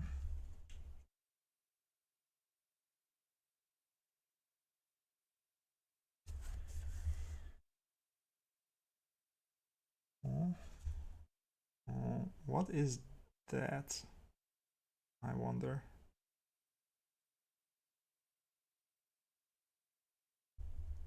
I'm trying to figure out, is that some kind of pouch here? At some point we will have to figure it out. Right. So those are straps. I just want to make sure that I don't miss anything, which I will still do, obviously. I will definitely miss some stuff. For example, maybe this thing is still gonna be gold. Okay.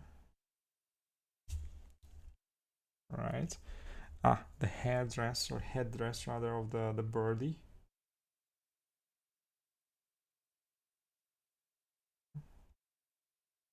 I'm gonna cover this fully, oops, on this side, because we want this to be darker, brighter. But on the other side, I'm gonna be a little bit more selective. I think it's still gonna cover here, the very top. But here I'm already going to, like, see there, I'm gonna leave a little bit. I'm gonna leave this edge. Okay. So this is gonna be way more obvious when I start applying the other colors. Like, I'm going to make this side a bit brighter and the other side a bit darker.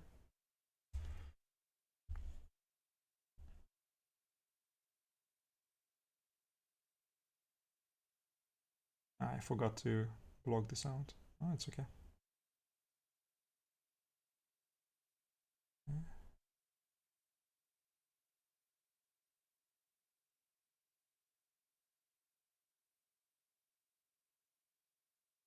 I'm gonna actually use the darker color here.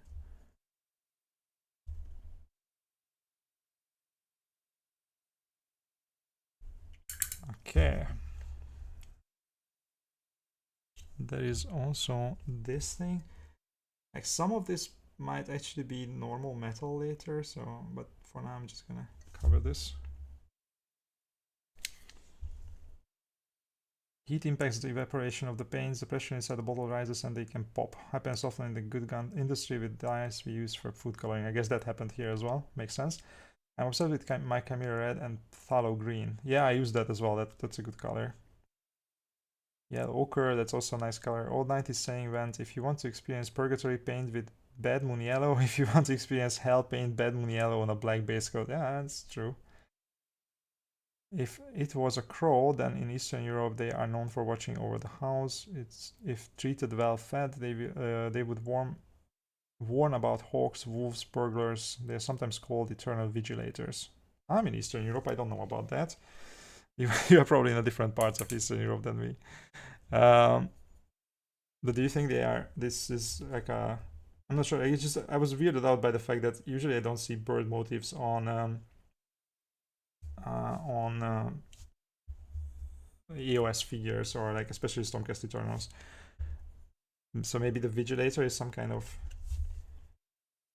darker, I don't know, like a different kind of Stormcast Eternal. I'm not sure. Because they usually have the sun and whatever else sculpted on them, but I have never seen birds. Although to be fair, like he's riding on a Gryph, right? Maybe I'm an idiot.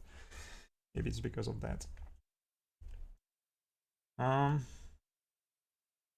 Should I actually paint this gold? No, I'm not sure. Like I will still base coat this, but this might actually not be gold in the end. It might be like a beige color, maybe.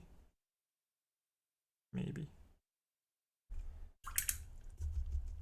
But it's gonna be like this for now.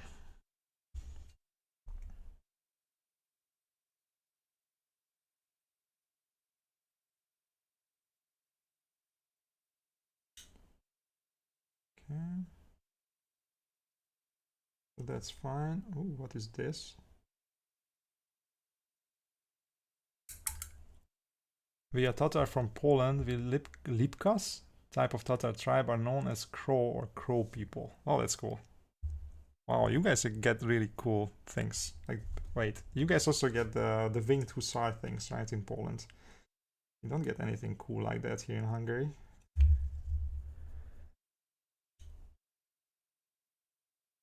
It's a nice heritage to have. To be fair, I think I'm mostly I'm Hungarian, but I have a more like a German ancestry, so I guess we don't have that kind of culture.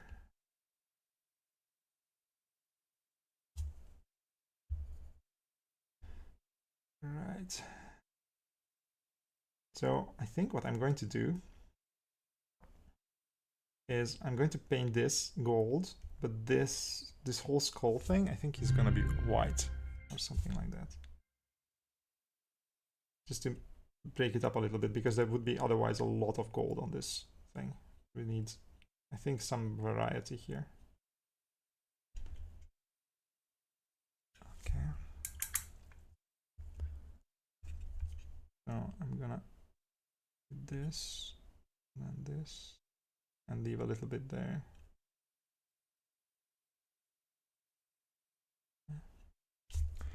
Right, then we need these. Oh, I should not put my finger on that because I will break it most likely. Ah!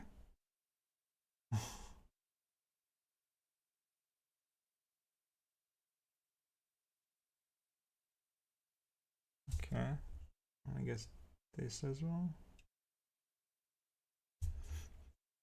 Oh, and the bird. Isn't it a bit macabre to, you know, have this like dead bird or like bird skull on you, and then you're also riding a bird?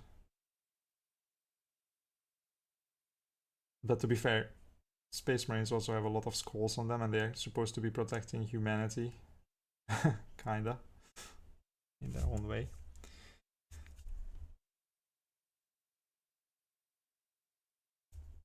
Okay.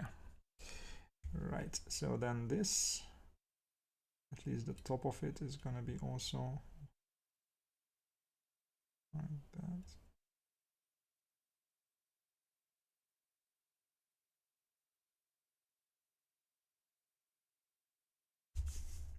Okay.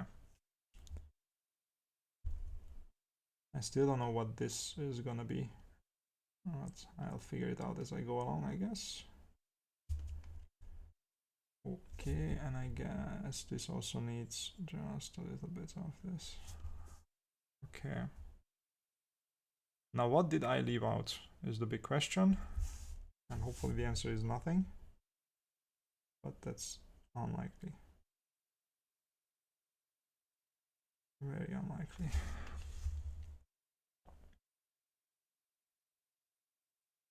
All right, so for now, I think this is how it's looking. What do you guys think? Looks pretty neat, right? That's not true. You have that very cool X-gun infantry that was brought to Poland by the Transylvanian King Stefan Batory. Yes, the brother of Elżbieta the Vampire Batory. Ah, okay, it's the Black Army or the Black Legion or whatever. I'm not sure what you want to call it. Oh, that was a long time ago, though. I don't think we have anything like that anymore. That's true. There is something like that. Okay, so I'm gonna take this and put it somewhere else so that I don't smash it accidentally. Now we're going to clean the brush. We always clean the brush, right? And I'm gonna explain this again because this is one of the most important things you need to know. Like every time you finish with the model, you use brush soap and you clean your brush and shape your brush. Like make sure that it's nice and pointy, make sure that there is nothing in the ferrule. Right? You do this multiple times, gently but firmly squeeze out the paint. And then you shape it. And this is how I put down my brush. So that when I actually start using it next time, it's going to be clean and it's going to be sharp. Right? If I don't do this, if I just put it down and it's not shaped and it's not soaped, it's going to burst like this and it's going to look terrible. And yes, you can reshape it and after, but if you do that long enough, at some point it's just going to lose its point in my experience. So don't do that. Just make sure that it's always nice and shaped. Right, and I will do this with that other brush that I was using as well, just in case. Like so. And this is how I maintain my brushes and make sure that I don't mess them up, because they're quite expensive and they're very good tools, so they should be maintained, right? And this is how the model looks after all the steps that we did today.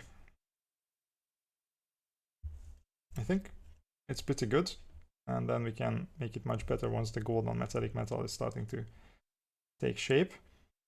And in the meantime, I'm going to start thinking about what kind of color the cloak is gonna be. Is it gonna be a red? Is it gonna be a purple? Something like that.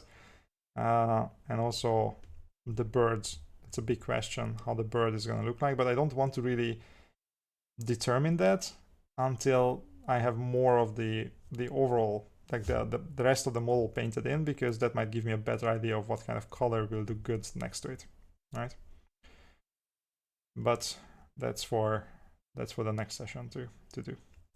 All right, cloak color is going to be I'm tending towards, like, by the way, like I'm tending towards splitting it, so this skirt type thing is going to be probably a different color, maybe cream or something like that.